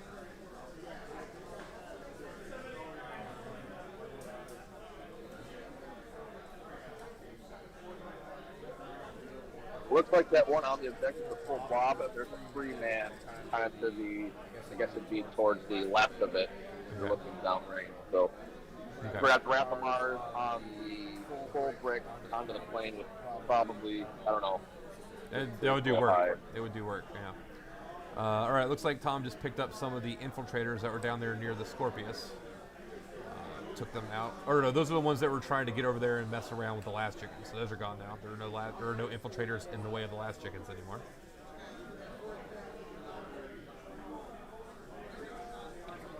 I think Tom's gonna leave that 2-man.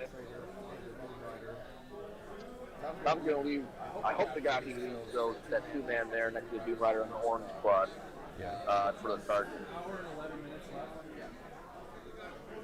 3 hour. All this is somebody said we had 90 minutes left. Stop at, yeah. 9 or 12. I know, that makes sense. It's not the we did. I won.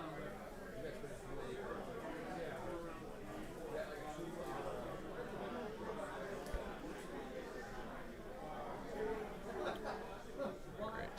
So what is Tom firing? It looks like he's firing into one of the Skitarii units that are on that back home field objective for Matt. Again, I would assume he wants to go after the big unit and try to whittle down the obvious answers for his big units, given the opportunity. Tom has more big units. Matt has more melee, it looks like, but Tom's got more big units. And if he can keep those alive for longer, it should just play to his strength. Yeah, we're doing our best, Fat Dingo. It was definitely something that I liked from the LSO coverage. We don't have the same, resources that they have, so we're doing the best we can this weekend. And Pete is also, still TOing, so we're doing the best we can. But we think it's definitely an improvement over just having the player audio. Like, I enjoy player audio, but I don't like interrupting the game. So I like table bossing just for that. Is I don't want to mess with the player's experience while we try to get information. But we have moments like right now. Pete is currently TOing or dealing with a TO problem, so that's going to happen occasionally. But it's better than nothing. Okay. Oh, that looks like a lot of models just got picked up. That may be a whole small squad. It doesn't look like that was where the big squad was. I think Tom just picked up one of the smaller MSU units.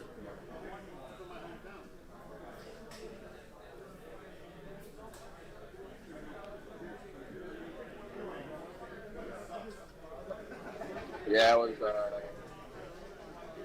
Tom is doing absolute work on the center objective in that deployment. It looks like he's only got maybe Okay. 15 rangers left.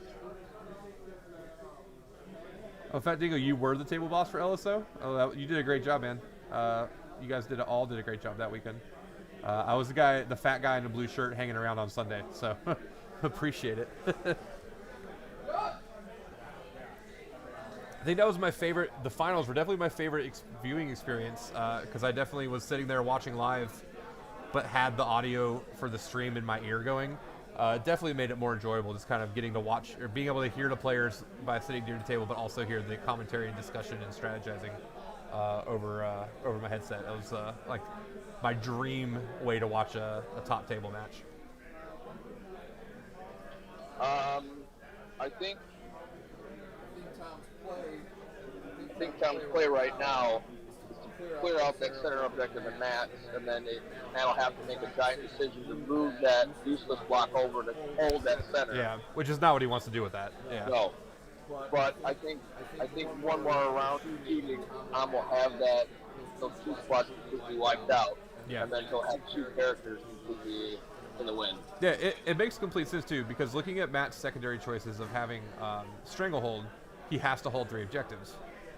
It seems like maybe Tom has identified that with some of the MSU stuff, that if he can pick off the things that want to go just pick up side objectives, he's going to have to commit to using one of his big killing units to hold an objective, which is not what they're there for, or not what they're best at.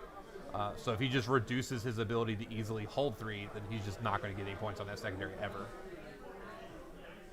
Yeah, I think next round is going to be a pivotal shooting phase for both players, and it'll pretty much make or break the game, obviously. It feels like we're already in a point where Tom has too many things that Matt needs to answer right now, and it's going to be difficult because Tom still has 3 big bricks. Matt's down to 1 big brick and a plane, which can reasonably answer other big bricks. The last chickens don't do much into the bricks, so it's a question of how can he answer? Can they go brick for brick? Can they start throwing bricks at each other, Pete? It's a brick fight. The most advanced faction in the game when they're throwing rocks. They're throwing rocks, yeah.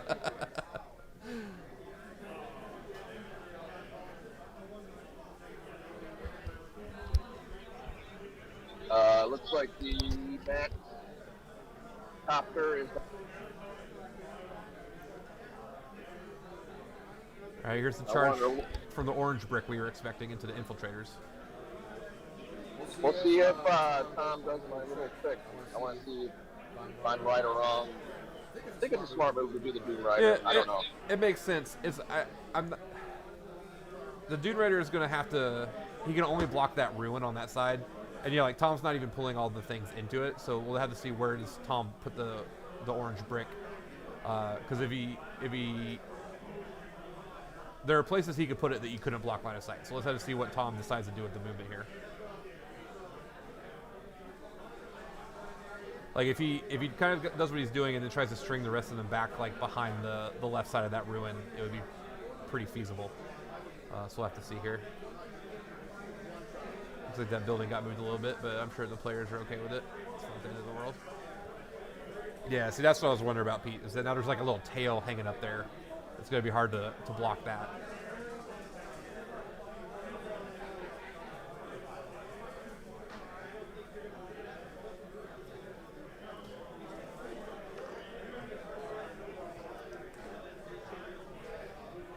Different way to watch the game. Yeah. This is peak technology right here.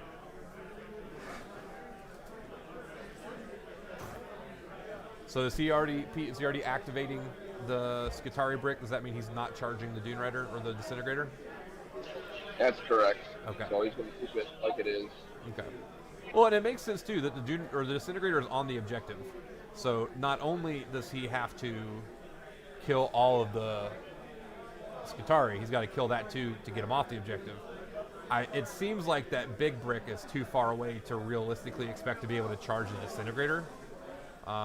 So it's gonna be one of those things they can't kill the Tom's Skitarii brick in combat, so they have to shoot it first. And if Tom, is able to just pull stuff away, he just makes that like a 12.1 inch charge, and he can't charge onto the objective regardless. I imagine no matter what, Tom kills that 2-man squad. So it's not like he's hoping for tie it down in melee so they can be shot at. Yeah. So I don't. Well, Tom's also just needs to kill stuff for his secondary. He wants to pick up those little squads for the kill more. He took grind them down.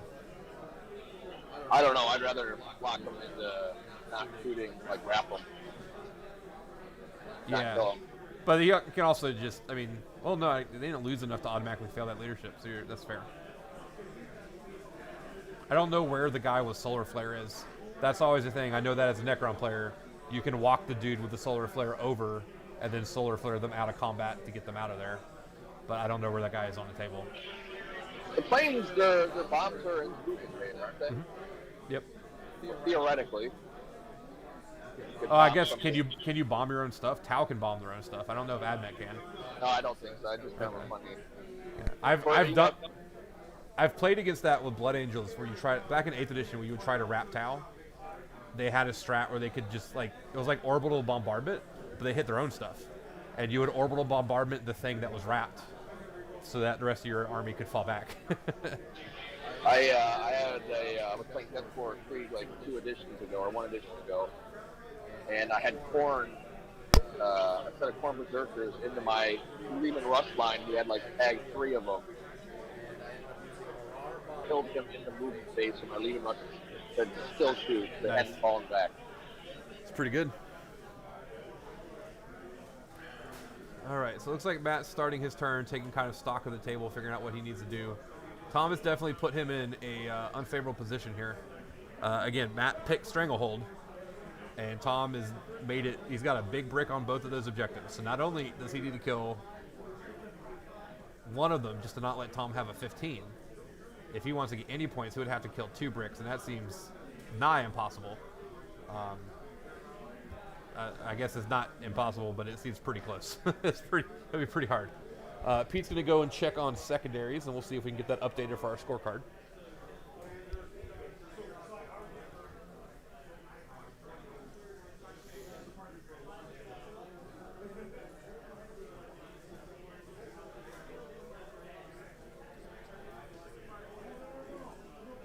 All right. I told Tom he's got to update the scores in the app. Okay. So round 2 will be updated. I think he's doing the previous round right now. I mean, we're pretty sure both of them had a 5 on primary for turn 2. There come the Rust Stalkers. The Rust Stalkers have hopped out. Now, we talked about, Matt has to kill 2 of Tom's bricks to really make this a thing. Rust Stalker's got a lot of attacks. We'll see. I don't know how well they match up. The question then becomes, can his big brick in the bottom right corner come over and deal with the orange brick that Tom has at the bottom of the table next to the disintegrator? Those guys up at the top are definitely not going to be there in the same quantity that they were when this turn started.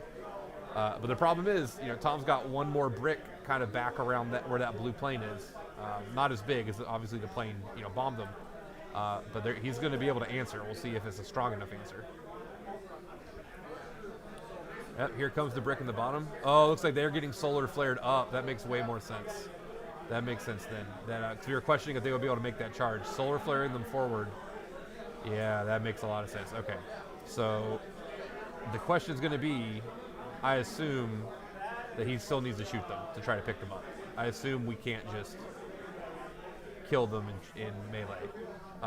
So if you start shooting them, it's going to make the charge closer to probably a 10 or 11 inch charge instead of a 9. So we'll have to see what his plan is there. He does have that little 3-man unit that he sent down to the red or to the orange unit at the bottom in an effort to, I assume, soak the Overwatch. He's going to sacrifice those 3 guys to make sure that he doesn't have to worry about the big unit getting overwatched. But again, I'm assuming, because Matt is not playing the veteran cohort, so I'm assuming Matt does not have nearly enough attacks in melee to pick up that unit. So they're going to have to shoot, I would think. So we'll see what that's going to do with the charge math. But Matt has identified he's got to take out 2 bricks this turn, and he's doing his darndest here. Definitely overlooked. We talked about at the beginning of the turn that the Rust Stalkers were in there. I definitely forgot about it when I looked at the end of Tom's turn. So we'll see if this is enough weight of fire of attacks to deal with this. I don't know. When Pete's talking to our judge right now, we'll try to get confirmation where has Tom put his transhuman, because that's going to make a big difference.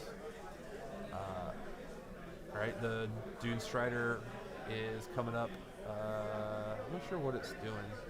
I don't know what his plan is with that Dune Rider. Maybe just to get stubber shots. He doesn't need it to soak Overwatch, or he can't soak Overwatch on anything. I wonder if that's a misplay. It seems like it could be a misplay. You could have got the Rust Stalkers out, try to keep them closer to the top of the board. It's still an automatic charge. You're never not making that charge, but you can leave a pathway there for the Dune Rider to kind of move straight forward, so he could charge and soak the Overwatch on the big unit. That seems like that probably would have been the better play. We'll see how much that matters. All right, so Pete, I don't know if you can hear me while you're talking to CK, The big unit we were talking about how out of position they are, they use solar flare and they're now in position. So they're ready to do stuff. And then we've got the 10 rust stalkers who are out ready to do stuff up on the top objective. Definitely wondering if there's a bit of a placement misplay at top, Pete, with the rust stalkers. We could have left a gap there for the Dune Rider to move forward and charge the unit before the rust stalkers do to soak that overwatch. It would have been pretty easy to do. So we'll see if that ends up being a problem. We do have a 3-man unit that can charge the Skitarii down at the bottom to try to soak the overwatch down there before the big unit does it if they need to. So a lot of haymakers coming this turn. I think going further to that position is definitely a mistake. I think we should have gone on the other side of the ruin because Tom's going to clear out the plane, the walker, and the Dialogos or whatever that thing is in the center. So he's going to have nothing in the center, and now he's charging into a point that has a lot more units. It's be harder to tap. Yeah, I understand why you would put them on the bottom, because if you charge, or if you make a charge, then you have that ruin above you to block line of sight to a lot of the stuff like on the northern half of the table. That's contingent on making that charge. The question I have, Matt is not playing veteran cohort. His guys do not have an extra attack. I assume that they are not going to be able to kill Tom's brick in melee, so he has to shoot it. And at that point, how easy is a charge to make after you get shot? Because Tom's obviously going to pull the stuff that's closest, so it's going to make a 9-inch charge into a 10 or an 11. That, and then, like you said, if that charge doesn't work, you're just sitting there in the middle of a firing lane, which could be a problem. I think that center objective is, like I said, it's going to be Thomas just kidney punching into that objective.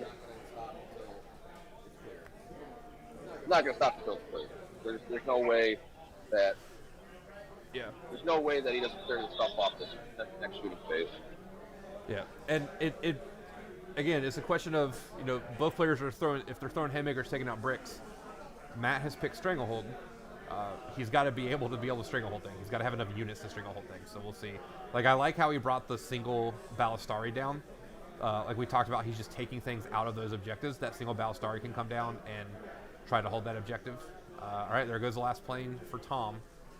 So that's, I'll be honest, I don't think anyone expected that to live to turn 3 anyway, so that's not the end of the world.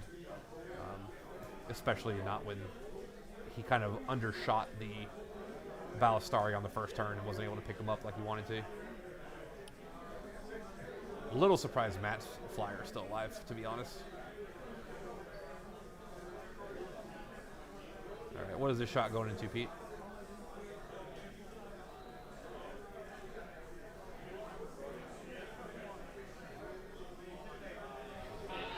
Going into the squad on the center. The back squad. Okay. Yeah. So that is the one brick that Matt has been trying to whittle down, is the one that Tom has in his backfield. The other 2 bricks are relatively unscathed. Pete, can you ask Tom which of his units has transhuman on it? Or if there's a note on the table or anything? The one he's killing right now, the center objective at this point. Okay.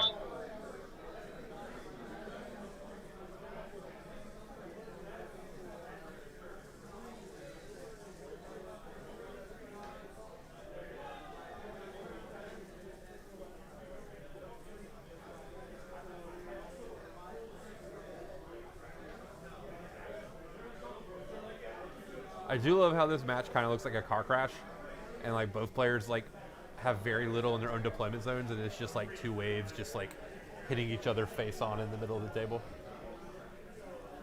As a Blood Angels player, those kind of games speak to me.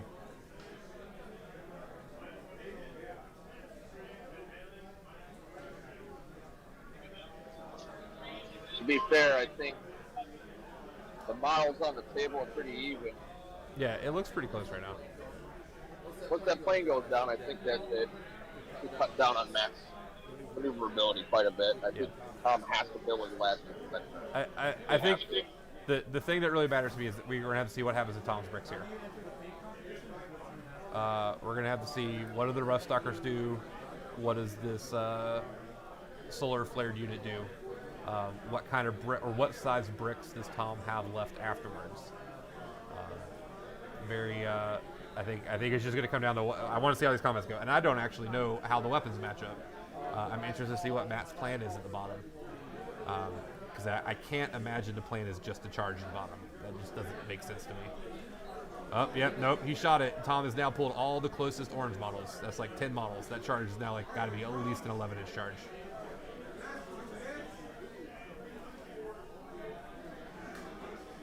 And maybe the play here, maybe Matt is just not worried about having that brick in a fire lane across the middle of the table because he thinks Tom's going to be so wrapped up dealing with other stuff.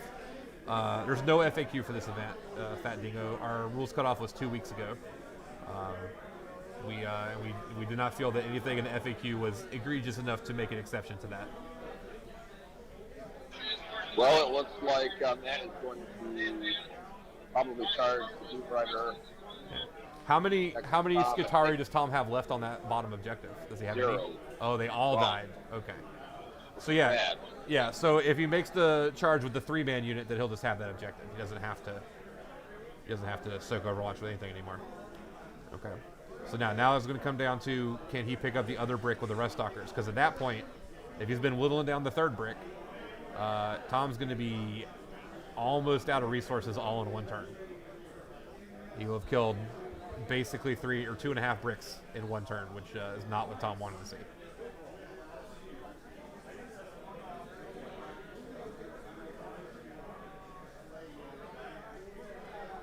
Like we called it earlier, Pete, it's a brick fight. Oh, thank you. We hope you guys are enjoying it. We're doing our best with our little operation we have. Hopefully you guys are enjoying the games and the commentary. Watching, as I've described, a brick fight. We have the 2 most technologically advanced armies in the universe throwing rocks at each other right now. Just launching bricks across the table.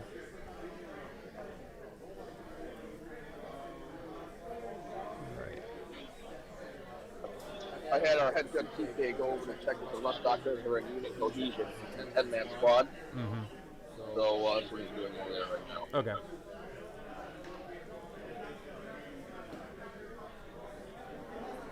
All right. Looks like it's got a nice little circle, so looks like maybe he's okay.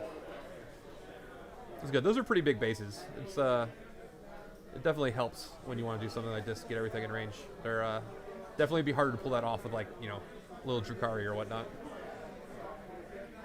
All right, so let's see. Do these Rust Stalkers just cut them up? I'm surprised we didn't see Overwatch out of that unit into the Rust Stalkers. He failed the charge onto the point against the Scorpus, so that's a big deal. He will not. Yeah, huge, absolutely huge, because now that denies him that point. He's not getting Stranglehold. Tom's going to get 5 or 10 for primary instead of 5. Tom's going to get 2 on Vital Intel or Vital Ground. Get knocked down to 5 for his primary. Yeah, that's a lot of points. Yeah, that's a lot of points right there. I don't know if I would think we're a spend the CP to roll that. I don't know. I think we're a spend the CP to roll that if you don't make it. I mean, I guess it depends on the number. Like if it's like an 8-inch charge and re-rolling, it's still below 50%, right? So it may just not mathematically make sense, and you may not feel like you're in a position. Like if you don't think you're like losing, you may just not feel like it's worth the risk of losing the CP and still failing it. Yeah, without measuring, I'd probably say it's a 7-inch charge or so. All right. Yeah, it may just be one of the things. If he feels strong about his position now, if he thinks the Rust Stalkers are deleting these Skitari, that it just may not matter. He'd rather save the resources for something that does.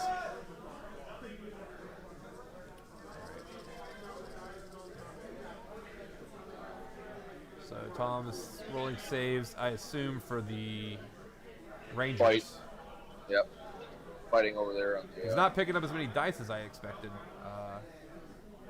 I thought those the veteran Skitari. squad? Tom has veteran squad?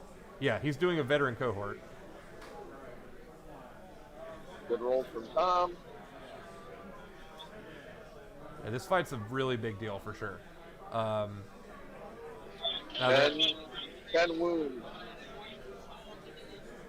Is he punching back on Matt right now, or did he interrupt or something? Oh, he can't Yeah. have interrupted. That's the only charge.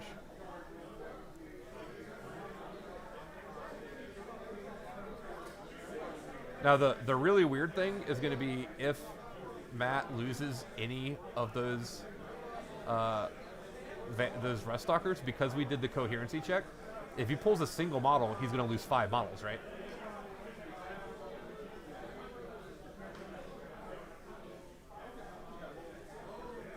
Like if Tom is able to kill a single rust stalker for Matt, Matt loses half the unit, right? Because they'll just break coherency until there's 5 models left. Matt is lost 2. Which immediately breaks coherency, right? It might. 2 inches.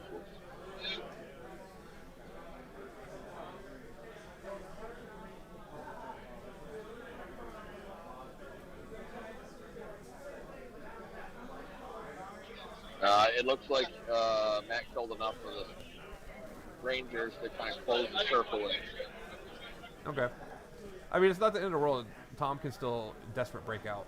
The question would be, is Matt able to close the or put the circle around in such a place that none of the model or some of the models can't get out of engagement range when the rest of them fall through the lines? So we'll have to see. Tom's a very good player. He's aware of that. We'll see what happens there. But again, the question now is, if those things fall back, they don't have any easy way to shoot. I don't think. I'm not sure if Mech has a fallback to shoot they can use there. I also can't tell on the table where Tom's characters are that can help with stuff like that. So he's not going to answer those rust stalkers on top, and he's still got this giant brick on the bottom that he doesn't have any easy answers for. So Tom's definitely in a pickle. This is not the position that Tom wanted to be in at any point in this game. So we'll see how this goes. He's got 2 big bricks that he kind of has to answer. I didn't think of the rust stalkers as a big brick, but they're doing some work up there right now. Now the question is, I don't think rust stalkers are obsec, right, Pete? No, they're not. So that means Tom's going to score a 15 on primary, right? Because the Rangers are obsec, right? Yeah, so Tom got a 15 this round for primary. Yeah. So Tom may be in my my favorite Necron position of trying to die slow enough and score enough points early that it doesn't matter what happens. So we'll see what happens here.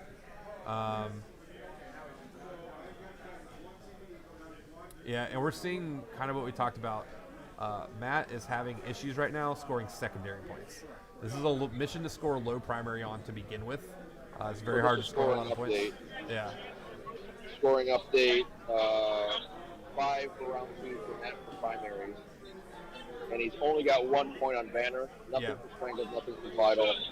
Tom for round 2 got 5, and then 15 for round 3. Got 5 for Engage, 4 for Vital, nothing for Brian, obviously. Yeah. So Tom is up. Yeah, and Tom's about to drop a 15 when his turn starts. This is. I wonder if this is going to be this seems a problem for Matt that we talked about at the beginning of the game. The secondaries are difficult, or the ones he picked are going to be difficult because he's committed to like staying alive in the middle of the table for like the extent of the game, and so all Tom has to do is delay that for enough turns to lower the secondary score that he can surpass whatever he gets. Well, the only thing Tom has to do now is kill a 1 lab to kill that HQ on the center objective in Matt's deployment, and he loses. That's a 0 primary. Yeah. Yep. So if Tom can get the angle, he doesn't have a plane left. If Tom can get the angle, he can kill it. Yeah. Now the nice thing, at least with Vital Ground, is that if Matt is able to wipe Tom over the course of the game, that he can kind of max still Vital Ground on the last 2 turns if he can put himself in position to get to Tom's backfield objective. So he can make up time on the Vital Ground that he's lost on these early turns. He can't do that with Banners and Stranglehold. Like, Banners right now, he's just on pace to get 5. That's just what he's going to get. Well, Tom gave up the center objective on his side. Move block with the dude right here. Sure. Well, if he doesn't think he can hold it anyway, it doesn't matter. Like all those things are going to come over to that objective. So like it's sitting there, doesn't do anything because it's just going to, it doesn't stop Matt from scoring that objective on his turn. So it is what it is. So we're now at a max we could get of 9 on Stranglehold. We got a max we could get on Banners of 5. If Tom goes for the 0 primary play, that's his max on primary. The rest of the game is 30. We know the score needs to be updated, but Tom is currently on 20 primary, so he got a 15 this turn. So we're starting to see a big difference in the points here. He also got 4 on Vital Ground, right? Because he had the Scorpius down the bottom. He's got Obsec on the top. So Tom just had a big score this turn. Just got 19 points at the beginning of his turn off the bat as a big jump. And again, I kind of talked about at the beginning of the match, Tom's got Engage, which is something that he can kind of control to get points. We see that with the Dune Rider. Honestly, Pete, that's probably why the Dune Rider came over, is to make sure he gets 2 points on Engage this turn. Especially if he knows he's going to lose it next turn anyway, he's not going to hold an objective. Might as well go ahead and get those points. Yeah, and it also moves blocks. So yeah, no, it does a lot. It does a lot for sure. But I know, I having talked to Tom plenty, I'm sure he's looking at where are my points on the table, and that's the way I can just get 2 just by moving something that's going to die anyway, so might as well do it. All right, what is this shot going into?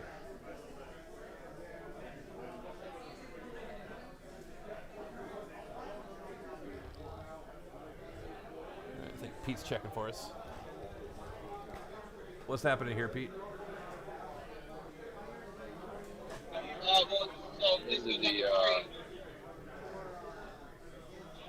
Into the Dune Rider. Oh no, it's into the plane and it's down. All Just right. enough to kill it. Chaff launchers literally made it a 7 damage on 7 damage roll. Seems pretty good. All right, so we're now at parity on planes. Half a brick, or two halves of a brick, and it looks like Matt still got 2 pretty sizable bricks.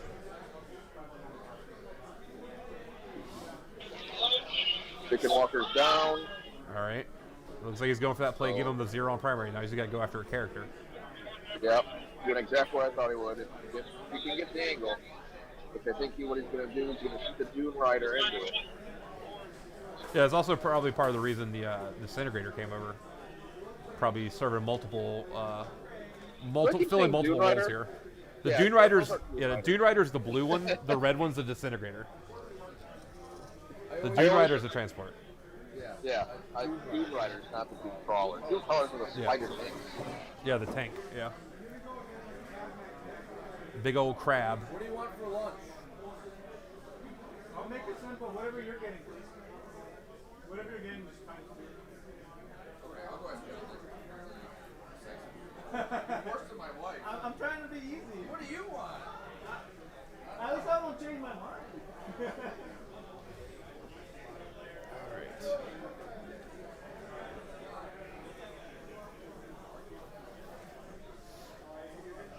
Now, interesting thing, or thing that's interesting to me, Tom did not, it looks like, desperate break out his brick up on the top. He just wants to keep him there. And, I can't tell from this angle. It may be possible that Tom just identified there's not space to desperate breakout. Because of the way he got circled, there may not be any place that he could move the unit that all of them can clear that line.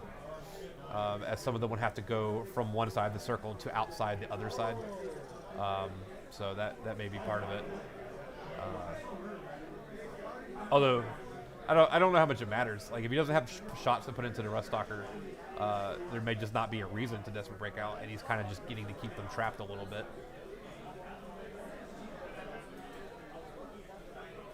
All right, there goes one of those 3-mans. So what I love this, that looks like he's putting the stubbers from the disintegrator into that little 3-man ranger unit that was down there next to the disintegrator at the bottom of the table.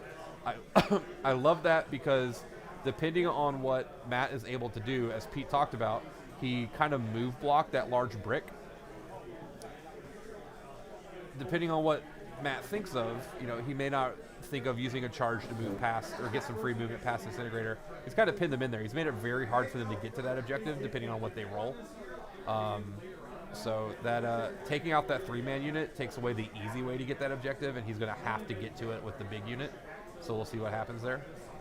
I also love the idea if that disintegrator is the character down there that had the solar flare. If you just charge just that with the character or with the disintegrator, there may be a way to stay in combat with the disintegrator, but completely block that Vanguard unit from being able to go around. We'll have to see what the space is if you can do that without engaging at all. Although you can easily like charge the character and then consolidate towards the character and then engage the unit where you don't care about as much of them punching. They would have to shoot their way out. Because the thing you don't want is just to let them have like 80 shots in Overwatch. Okay, so instead he's... Tom could not kill that one 3-man unit at all, somehow. So he had to charge it. We'll see if that works. He definitely would rather charge the character and block that other brick, so that's unfortunate for him. There's a lot of cool stuff you could have done with the charge over there. He did shoot the turret. He did shoot the turret in the character, but he only did 3 wounds. He just didn't pick it up, yeah. Yeah. Vasco Gone Cavs. I'm not really sure how to pronounce that, but thank you for following. We appreciate it. Hope you've been enjoying our first round of our major, the Showdown in Frogtown. We have frogs on our trophies. That makes our trophies the best trophies in the world. So we're excited that you're here to spend the weekend with us and watch some 40K. We've had a very interesting AdMech mirror. And I say that, I know that may sound sarcastic, everyone complaining about AdMech right now. I've been very entertained by this game. It's a lot of, it almost feels like chess in a way, that there's like having to move these phalanxes across the table and make sure they're protected by the throwaway pieces. It's been very fun to watch. It looks like, we'll have to get Pete to tell us, looks like something charged into the rust stalkers that were surrounding the Rangers. What did Tom charge up there?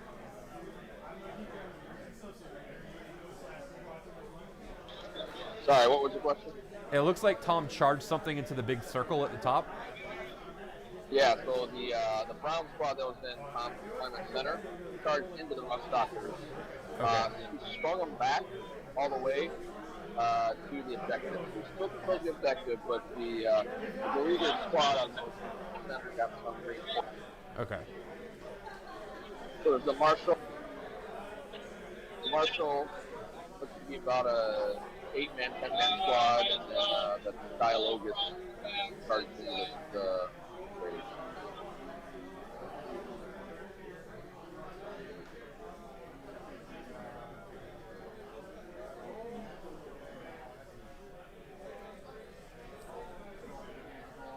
All right. And for those of you who were not watching earlier or just joined us or anything like that, Tom's score right now looks like we think he's up about 39-6. He scored 19 points at the beginning of his turn. He hasn't had a chance to update it on his app yet. He got a 15 on primary and then 4 on vital ground. So it's a big jump in points this turn. So I think he's kind of at the point where he's going to try to like ride this out, take away, as we saw, he was trying to kill that character to just hold Matt to a 5 or to a 0 instead of a 5. So we're definitely just at the point where he's just trying to keep Matt's score as low as possible because he's just had this huge acceleration, and Matt does not have a lot of secondaries that are going to allow him to catch up from behind since Tom was able to hold them to 0s on the first 2 turns. He got 0 points on Stranglehold for 2 turns, 0 points on Vital Ground he only got 1 point on Raise the Banners as he was not able to use his infiltrators to put banners on 3 like he wanted to. So we'll see. It makes sense to me why he's doing this now. It looks like he picked up some of the Rust Stalkers up there. I think I see 6. That should mean that one of them is going to die at the end of the turn to coherency anyway. Yeah. He picked up 3 total. Okay. Oh, 2 total right now. Yeah, so there's just 6 pick up left. a third. Okay. Once he picks up a third, it doesn't matter anymore because they'll be in coherency at that point. But this is what we talked about. He needed to answer a brick for a brick. The Rust Stalkers, while not as necessarily famous and scary as the 20-man Skitarii bricks, were serving a similar purpose here, which is why Tom definitely committed that second half brick up to try to supplement that force on the top. Because we're kind of at a point where even if Matt sends, the only thing he has in position to contest that bottom objective is his last brick of 20, that solar flared last turn. He doesn't have anything for the rest of the table, not really. So he's going to have a hard time holding objectives on the other side of the table, Tom can just give him the bottom at this point, and he's going to lose everything else. Now, he's got that Dune Rider that could maybe try to get in position. I think he's going to have to go a long way around to try to get to his backfield. So we'll see. That Dune Rider, I'm not really sure where it's trying to go, where it is. Maybe his thought is that wants to come down. So maybe what he'll have to do is he'll have to send the Dune Rider down to tag that objective down at the bottom through the wall, and then he can bring his Skitarii brick back up to his home field objective. Try to hold two that way. But we can see he's... Oh, there it went, Pete. Oh, and he got it. He got it. So he killed the disintegrator at the bottom, has killed the one man in combat, consolidated like we talked about into melee with the brick. Yeah. He just hovered over it. But he piled in, I assume, is he in engagement range with that brick now?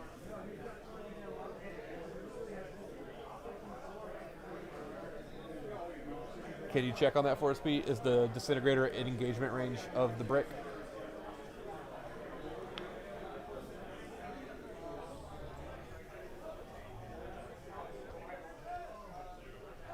You have to step away. We'll have to wait. We'll wait with bated breath. I'm going to assume it is. That's a big deal if it got in there, because that's really going to mitigate what that brick can do movement-wise. Now it has to fall back. I was distracted by a drunk German man. Is the disintegrator engaging the brick at the bottom?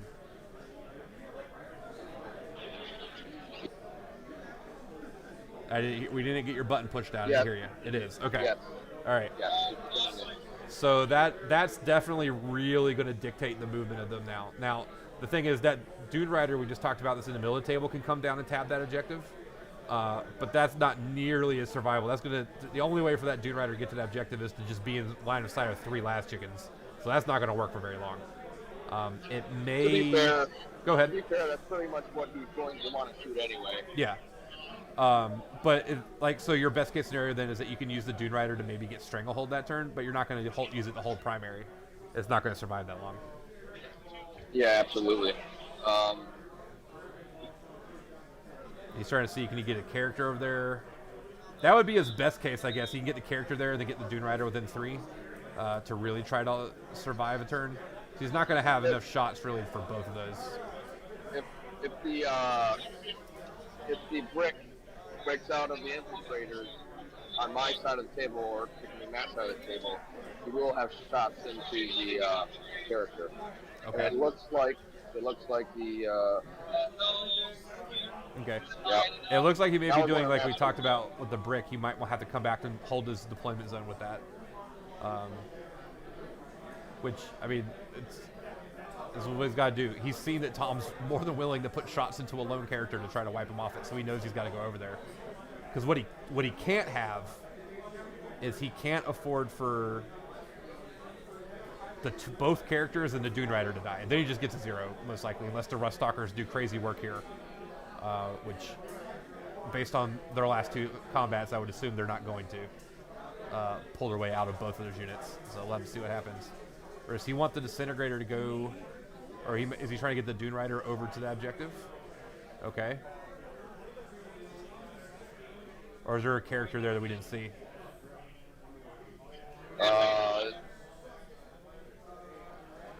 Did he move an infantry unit through that wall?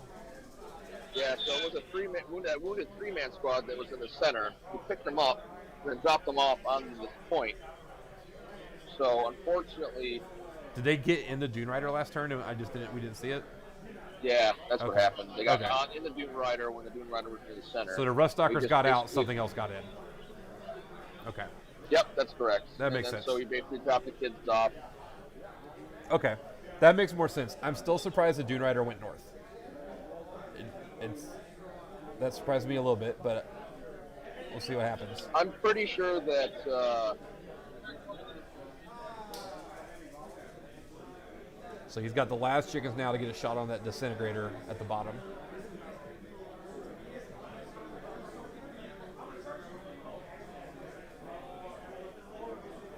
All right, this is a tight game. We'll have to. This is shaking out and very interesting. So we have Tom up right now, 31-12. 20. That should be 41 to 12. It's not counting battle ready yet. So 41 or 41 to 22, I guess. Thanks. They're not counting battle ready for either of them.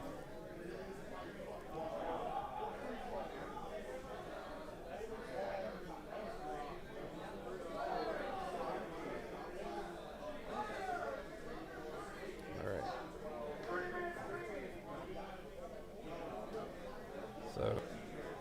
So we'll see here.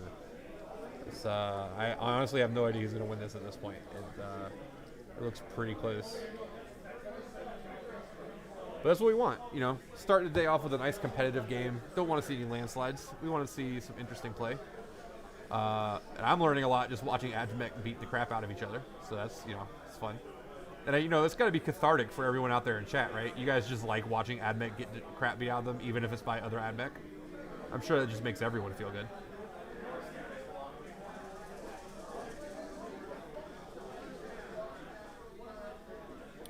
So we got some shots here.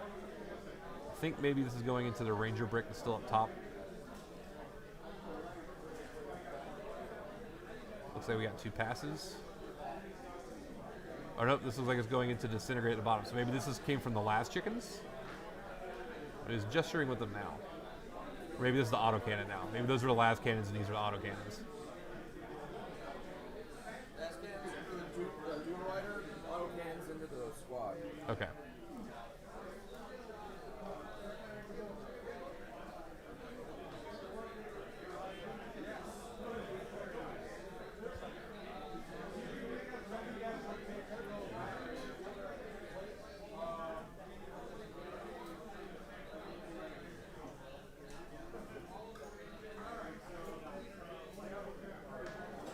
So the Dune Rider did not die, or the Disintegrator did not die. That seems important right now. Oh look, someone I can ban.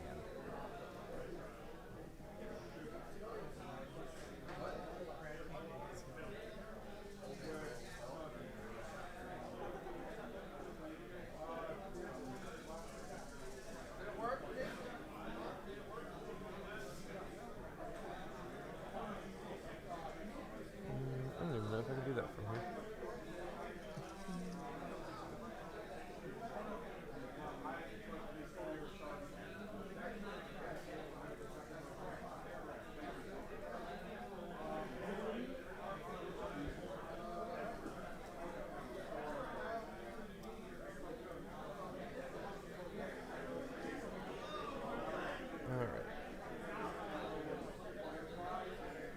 Sorry about that. Okay, so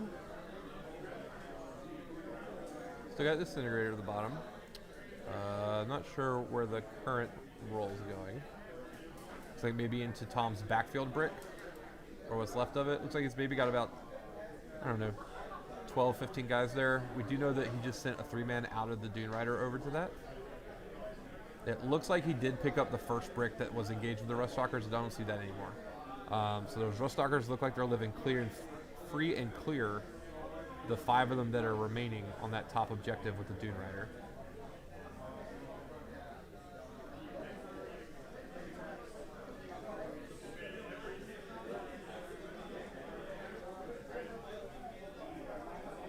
So yeah, it looks like we're measuring out shots onto the brown unit.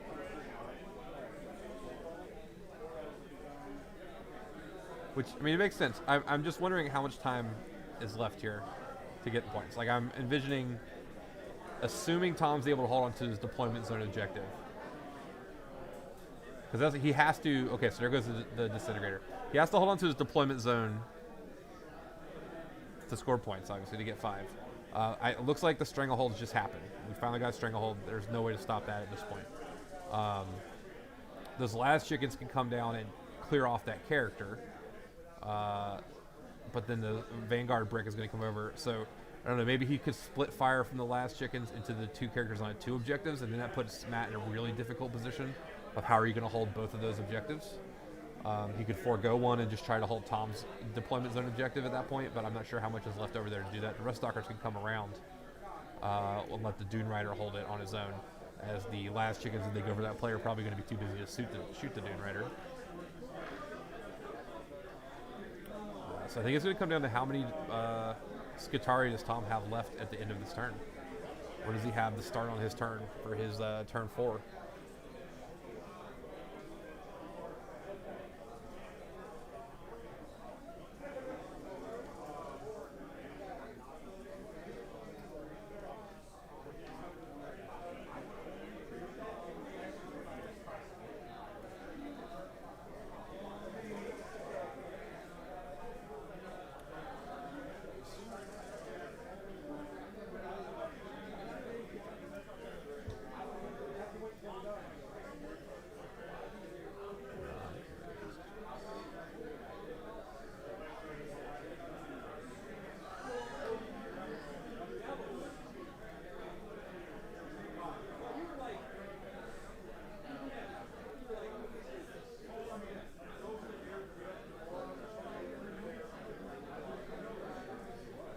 All right. So Tom still has the brick. I'm not sure. We'll have to get Pete. I'm not sure where Pete has gone to. He's doing some TO stuff right now. Pete, let me know when you can check on something for us, because we want to know, did Tom hold that objective at the beginning of his turn, or was Matt able to get some obstacle on there and hold him to a 0? Sorry. I was helping old man Chester out with his phone. Jitterbug. So, what did you want? So Matt moved those guys from the Dune Rider onto Tom's backfield objective. Was he able to hold Tom to a 0, or did Tom still control that?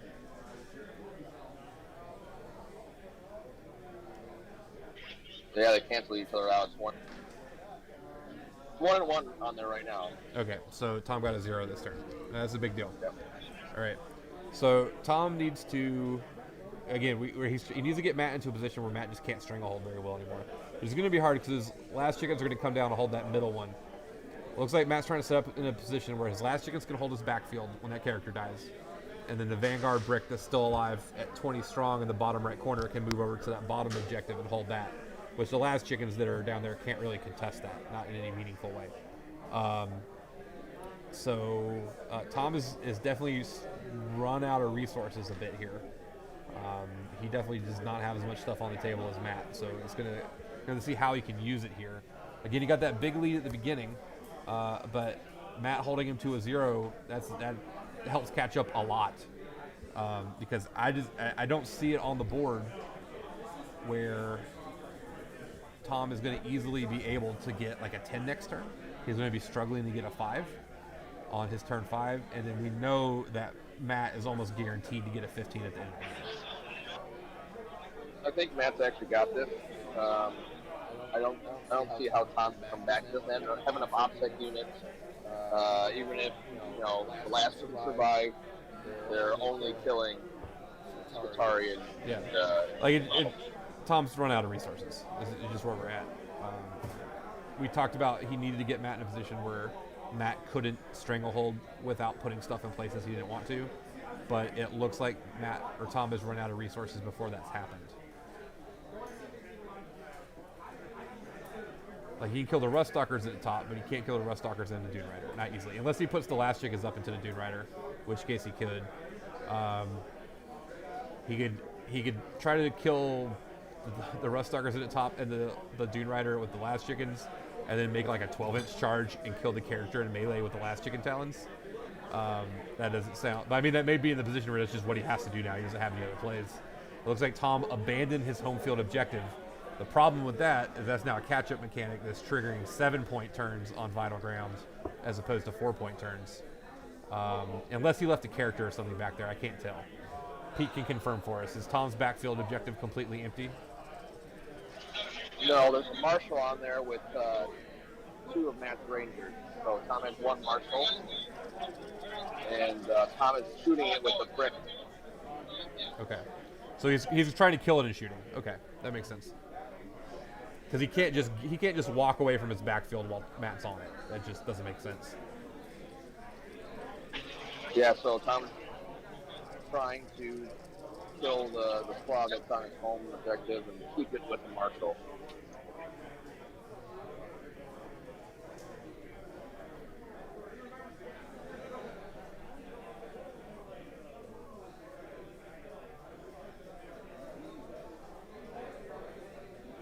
and they're gone. All right. So he has it.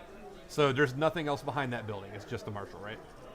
It's, yep, just the Marshall. So the next closest model of Matt's is the Dune Rider. Okay. Do we know if the last chickens have activated yet? Are they going to the Dune Rider or the character on the bottom? I will ask. I don't know what's shooting right now. I'm not trying to suggest anything.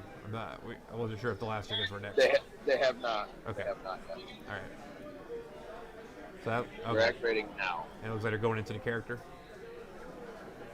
Bad rolls.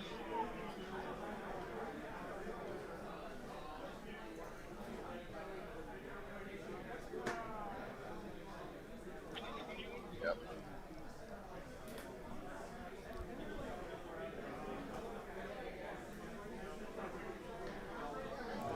There it And goes. his wife. All right.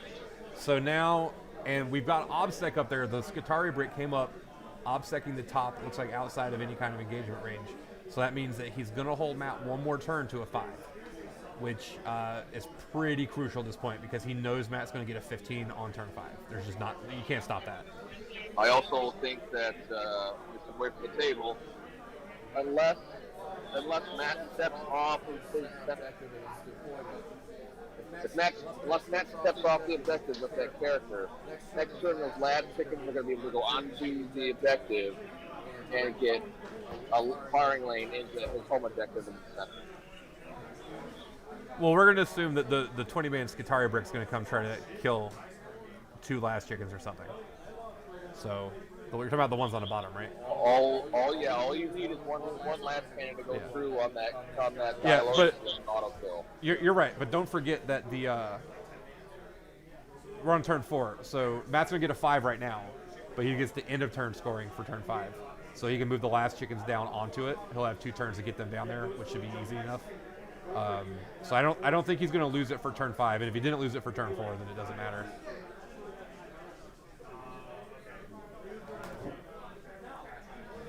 Again, Tom's a very smart player. He knows that he's losing the resource battle right now, but he's trying to stretch out what he's got to last over 5 turns enough to mitigate it.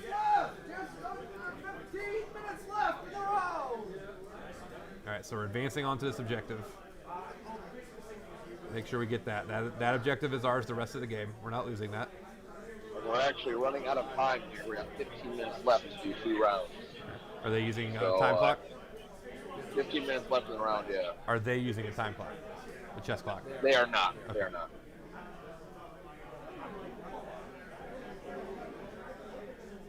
Game's been played at a pretty good pace, so I don't think that there's any kind of shenanigans here time-wise. Everything seems like it's been pretty above board.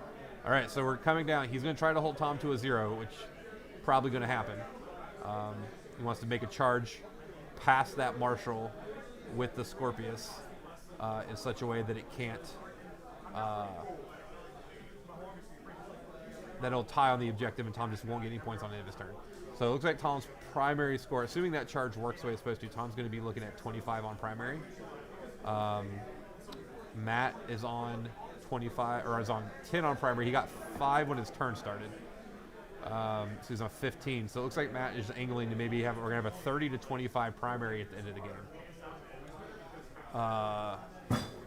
It looks like Tom is going to be very hard pressed to score engage anymore the rest of the game.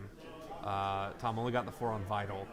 Now he's held Matt to, no vital, but again, he's going to have the opportunity to. Well, actually, I don't think vital ground. I'd have to double check. Let's see. I don't think vital ground is end of game scoring. I think it's only beginning of turn. Let's look. The score on their score sheet right now is 15 primary objective for Matt, 20 for Tom. Matt's got 3 for stranglehold. Tom should 0 be for vital. Tom should be at 25, right?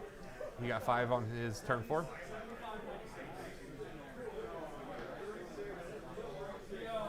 He held him to a 0 for round 4 5. So Tom didn't score at all. They tied. Yeah, I got you. Okay. So that's going to be a 10-point gap then, probably. Let's look at Vital Ground. So basically, kill everything with your It's battle lines. So Vital Ground is at the end of your command phase. It is not end of game. So Tom's has some secondaries that did not work out, obviously. If he can get one more turn of just not giving up any big jumps on Vital Ground, that would be a big deal. I think the main thing he wants to do is do his, like, the worst thing that could happen is this Dune Rider charges this character holding Tom's backfield objective and kills it, and then he just gives up a 7 right away. I don't think that's going to happen, but Tom's been rolling pretty below average. Yeah. So, So we'll see. I think we're giving up 4 probably on Vital Ground, which will match Tom's 4 on Vital Ground. So then it's the question of, did Tom get enough grind them down and engage points to beat the Stranglehold and raise the banner's points? Because he's going to be down probably 10 points on primary. So it's going to come down pretty close at the end.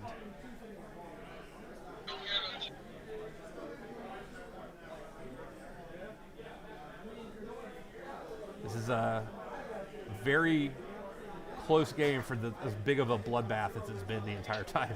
well, on the scorecard right now, Tom is at 14, and Matt is at 5 for secondaries. Yeah. So Tom's got 7 for engage, 4 for Vital Ground, and it looks like they're Well, showing. he's got 6 for Vital Ground and 3 for grind right now. Oh, it looks like they have that. Okay. They don't have that on the iPad. That's why it's. Yeah, this is the physical score sheet on the table. Okay. Maybe in the future we should just have you do the score on the iPad. Oh, I don't want to. It might be easier than trying to make sure the players keep it updated for us. I'll just yell at them when they do, so. That's what TOs do, right? Yell at people so they can do stuff. I don't know if that's what we want to put out there, man. That's not the content people are here for. Truth hurts. All right, so if he goes, so Tom looks like Tom's probably only going to get 16 on secondary, so he needs to hold. That's tough because to tie the game based on what we think is going to happen on the last turn, he would need to hold Matt to a 6 total on secondary to tie the game, which seems very difficult.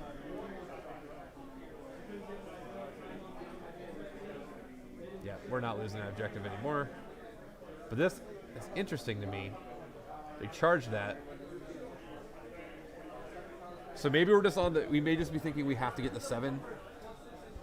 I don't know. What is that? Oh, well. I'm trying to figure out what we get from putting those there, because now we're at a point where the last chickens can get some kind of weird angle, and maybe he's just confident he can't get a weird angle on the character holding the backfield objective. Maybe he's just sure that there's not an angle through that ruin.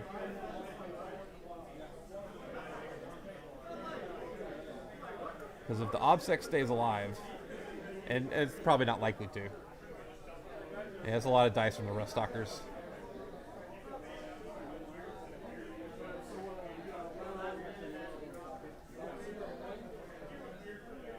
Let's see. This is looks like we're counting out how many models died here. And those are just ones. We get them all. It does not look like we got them all. It's hard to tell if that one in the middle is a Rust Stalker or a Ranger. If that's a Ranger and Tom keeps that secondary or keeps that objective. There are no Rangers. Well, no, there's one Ranger, right? And that holds the whole objective, right? No, that is actually Matt's Ranger. Oh, so okay. Tom only has the character that's getting chicken to death right now. Okay, so Tom has 5 models on the table. Yeah, I think that's going to be all she wrote then at that point, because he's going to be giving up. He's getting Stranglehold 2 turns in a row, which should be enough to win the game right there. He's also going to get 4 from Vital Ground finally. He's going to get 2 more from Banner, so he's going to end up with 6 at the end of the game. He's probably going to have 10, 14, 19. Looks like plus another 15 would be 34, 44. Tom's probably only going to get see 30. Road. We have a 1 hour lunch after this. Please be back by. Yeah, I think it looks like we're going to get enough with the 15-point swing at the end of the game, and then secondary. Tom getting 0 points on grinding them down, or only 3 points, I think it was. Again, the players have not been updating their app, which is unfortunate. We can't keep as precise a score as we want to. We'll try to work on that for future rounds. But it does not look like the secondaries that Tom picked have shaken out in the way he needed to this game, unfortunately.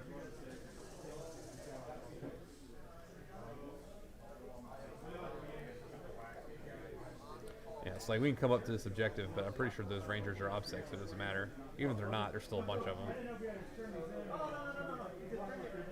Oh, no, he's just going for engage. He's charging them to get engaged. That makes sense. He's trying to get the points he can get, make the game as close as possible. He can't take the primary anymore, so go ahead and get those engaged points. The only way that works, though, is that character needs to fall back out of combat south.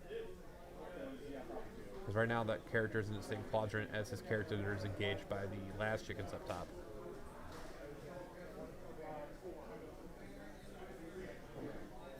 It looks like they may just be talking it out, though. Because there's no damage that Tom can do that can matter. So yeah, Pete hopefully can get nearby. It looks like we're talking out the final score. Pete can let us know what they come up with.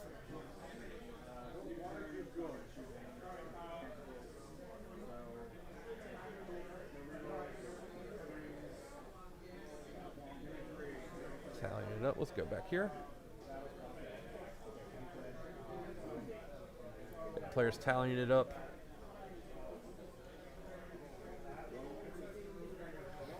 And Pete will let us know what they come up with.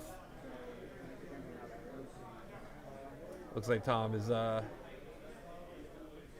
accepting the score. Matt wants to double check something.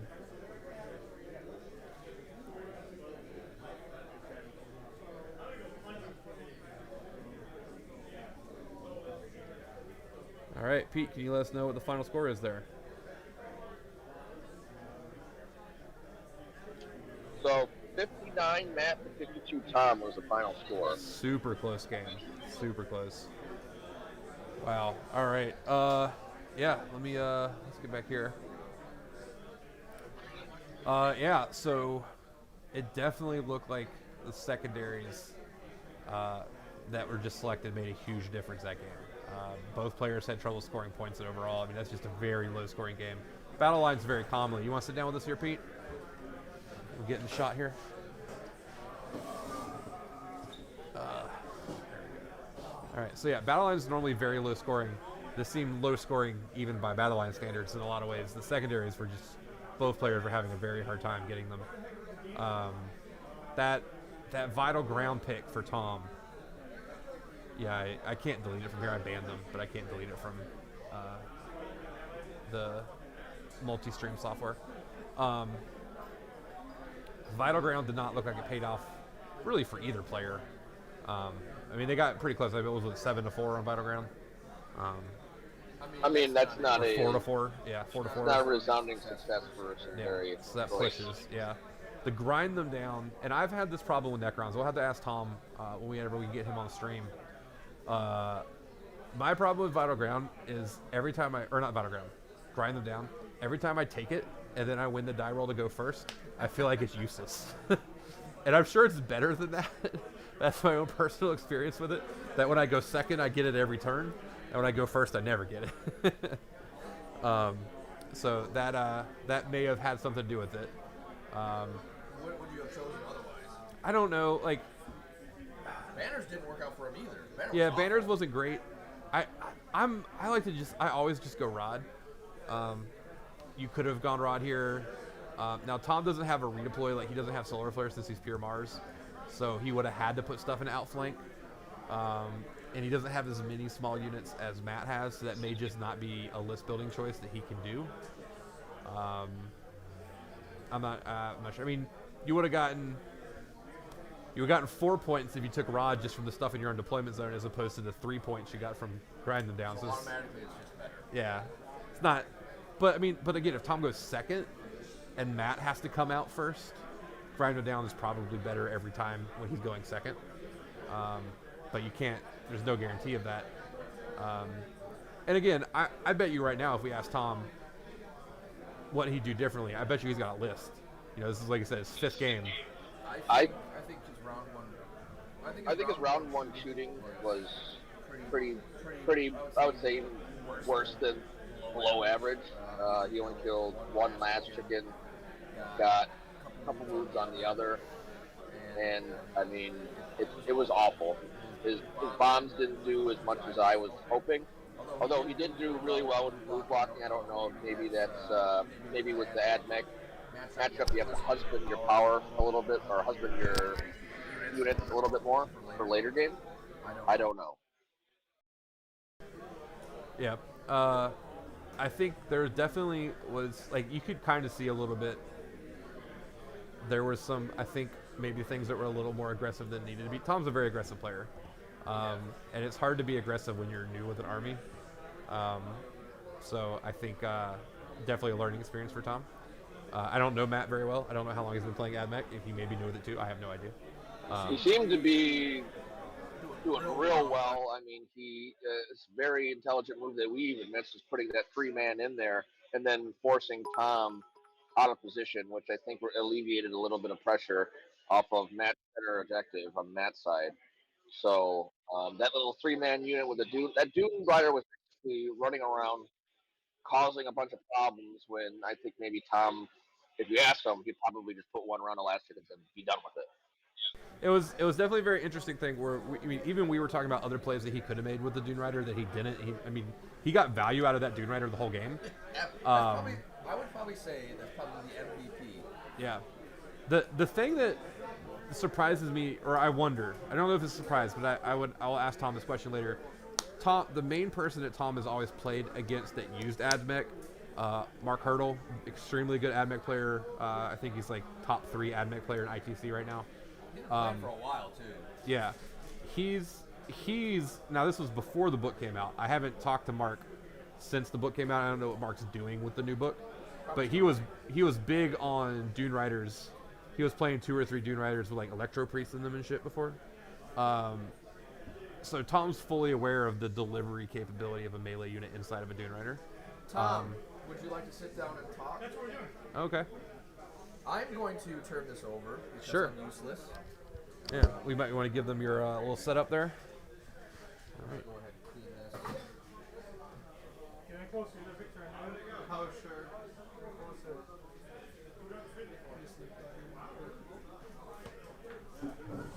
That's okay.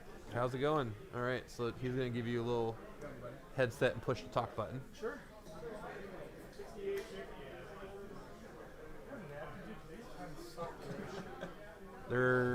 Yeah, Tom, right here. There's napkins right there. All right, we're getting our little setup here. So it's going to echo a little bit. Sure.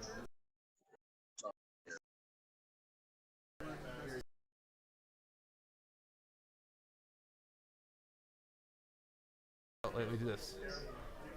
I'll turn it down. Yeah. Right. Well, you will be. I mean, you can do whatever stuff. Right. When you're talking, I'll mute my mic, so it should be fine. All right, so congratulations, Matt. Looked like a very, very low-scoring, bloody game in the middle. I was commenting beginning of the game, as much as everyone complains about AdMech, and I'll see if I can angle this to get everybody. There we go. As much as everyone complains about AdMech, I actually haven't personally seen many AdMech mirrors in the last couple months, so it was definitely a very interesting learning experience. Have you played a lot of AdMech mirrors thus far? I've been trying my hardest to get the mirrors in, but I'm taking all the infantry ignore cover, in my opinion. Future, veteran cohort 5-up invuln is nuts. So you said it was what you had planned for to play against Mars like that. Did everything kind of go the way you had intended in your list design there? More or less. My infantry against his infantry, I felt we did okay. Because I can get to a 2-up, he cannot get up to a 2-up against me. In theory, we can win that matchup, but a dense table like that, we were trading lines of sight and firing lanes, and his target priority on the infantry battle I felt was on point, and just able to almost win that. But I'm only bringing one block of 20, so I cannot lose them. So we had to play a little more cagey with that big blob. Yeah, that was something we wondered if like they were. I didn't know if your plan at the beginning of the game because they looked very out of position on those first couple turns. Then we saw you with the solar flare. We weren't sure if that was kind of like a little bit of like a bait and switch almost to like lure or lull him into a false security and then put them somewhere meaningful. We just like throwed him in the back just so that, I mean, he had 2 airplanes, so you have to assume that he's going to get within 19 inches of them so they can do their rapid fire. So we wanted to make sure that the Rangers could get the plane. That's not a bad shooting target into them. We probably should have had the Technomancer, the Remnant that ignores modifiers closer to them, knowing that they would shoot the plane, and move the low guy, Manipulus. He did not need to be next to them turn 1. So the big question I have, and this is for both of you, the thing we were kind of pontificating on a bit, secondary choices seem difficult. Was it a issue of this there weren't any really good ones here for both of you, or do you guys think there's other ones you would have taken after the fact that may have paid off better? I take Stranglehold. Every game. So I thought I could fight for the side objectives better. He had 80 OBSEC bodies, so maybe I should have adjusted the game plan a little bit because obviously the secondaries weren't so great. But if you're taking Stranglehold, you might as well take Vital. So there's 2 in the bag. I don't like taking Rod almost ever, so I've been trying to take Banners more, and so Banners did not pull off what we needed it to do. Yeah, I was saying Banners seemed like a bit of an aggressive pick with only one deployment zone objective. Oh yeah, no, for sure. I really thought that 10 Rust Stalkers could clean out one side. We had the Infiltrator advantage on the left. The right, I come in there and clear it out, but I just couldn't cut through the 5-up emblem on the transhuman. Just all the buffs that I love to throw on. I had a hard time cutting through them. Maybe we should prioritize more of the stubber shots into the unbuffed units to start whittling it down. But I really thought we could control the middle better, since normally we're the AdMech bully list who can do that. So You just weren't expecting that to be as durable as it was. no, I thought I had the AP to cut through it.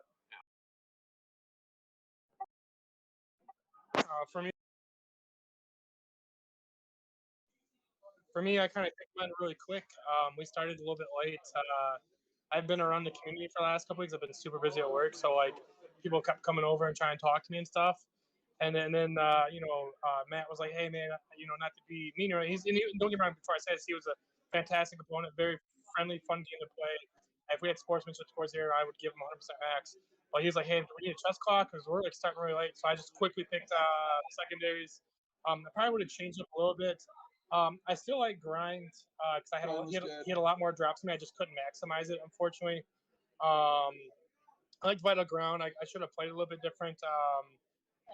I think about, there's a couple things I could have taken differently, but my biggest mistake, and we talked afterwards, which lost me the game, was I didn't pop a CP strat to keep my one guy alive on objective, which allowed him to move out and then charge my tank and Iron Striders. So it's like my second game with AdMech, and I haven't had any chance to practice. I've been so busy at work. So I totally forgot there's a 1 CP strat for AdMech. I was thinking it was a 2 CP one-time use.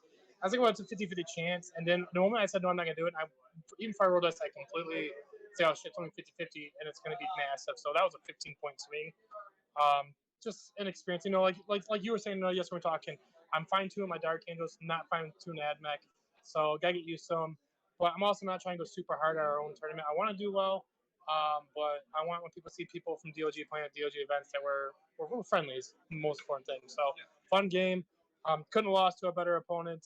Very, very experienced as AdMech. Taught me a couple things in the middle of the game, actually. Very cordial going back. There's a once or twice each one of us where we like what our intent was, and we moved the models for him. Keep the intent going in there. So it keeps the spirit of the event going, but fun game. I don't mind losing. I enjoy it, and I think he's giving my second loss of the year so far. So I don't know the last time you lost at one of our tournaments. I haven't lost at one of our tournaments. I lost at ACOs one time. I've lost. But I couldn't pick a better opponent to lose to. So it was a close game.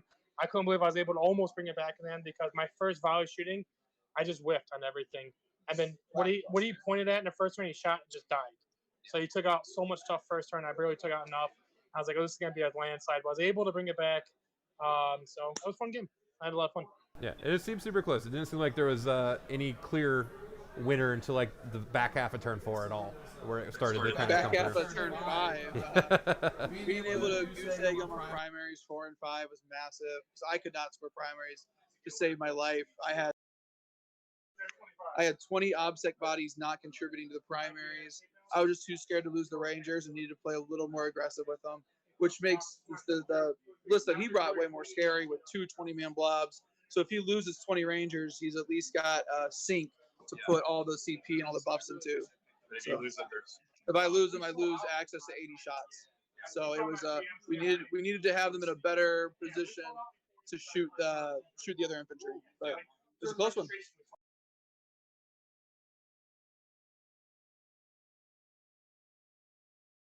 All right, well, congratulations. Excellent game, very close. Love to see it in the first round. Don't want to see like any blowouts. Love seeing an actual nail-biter finish.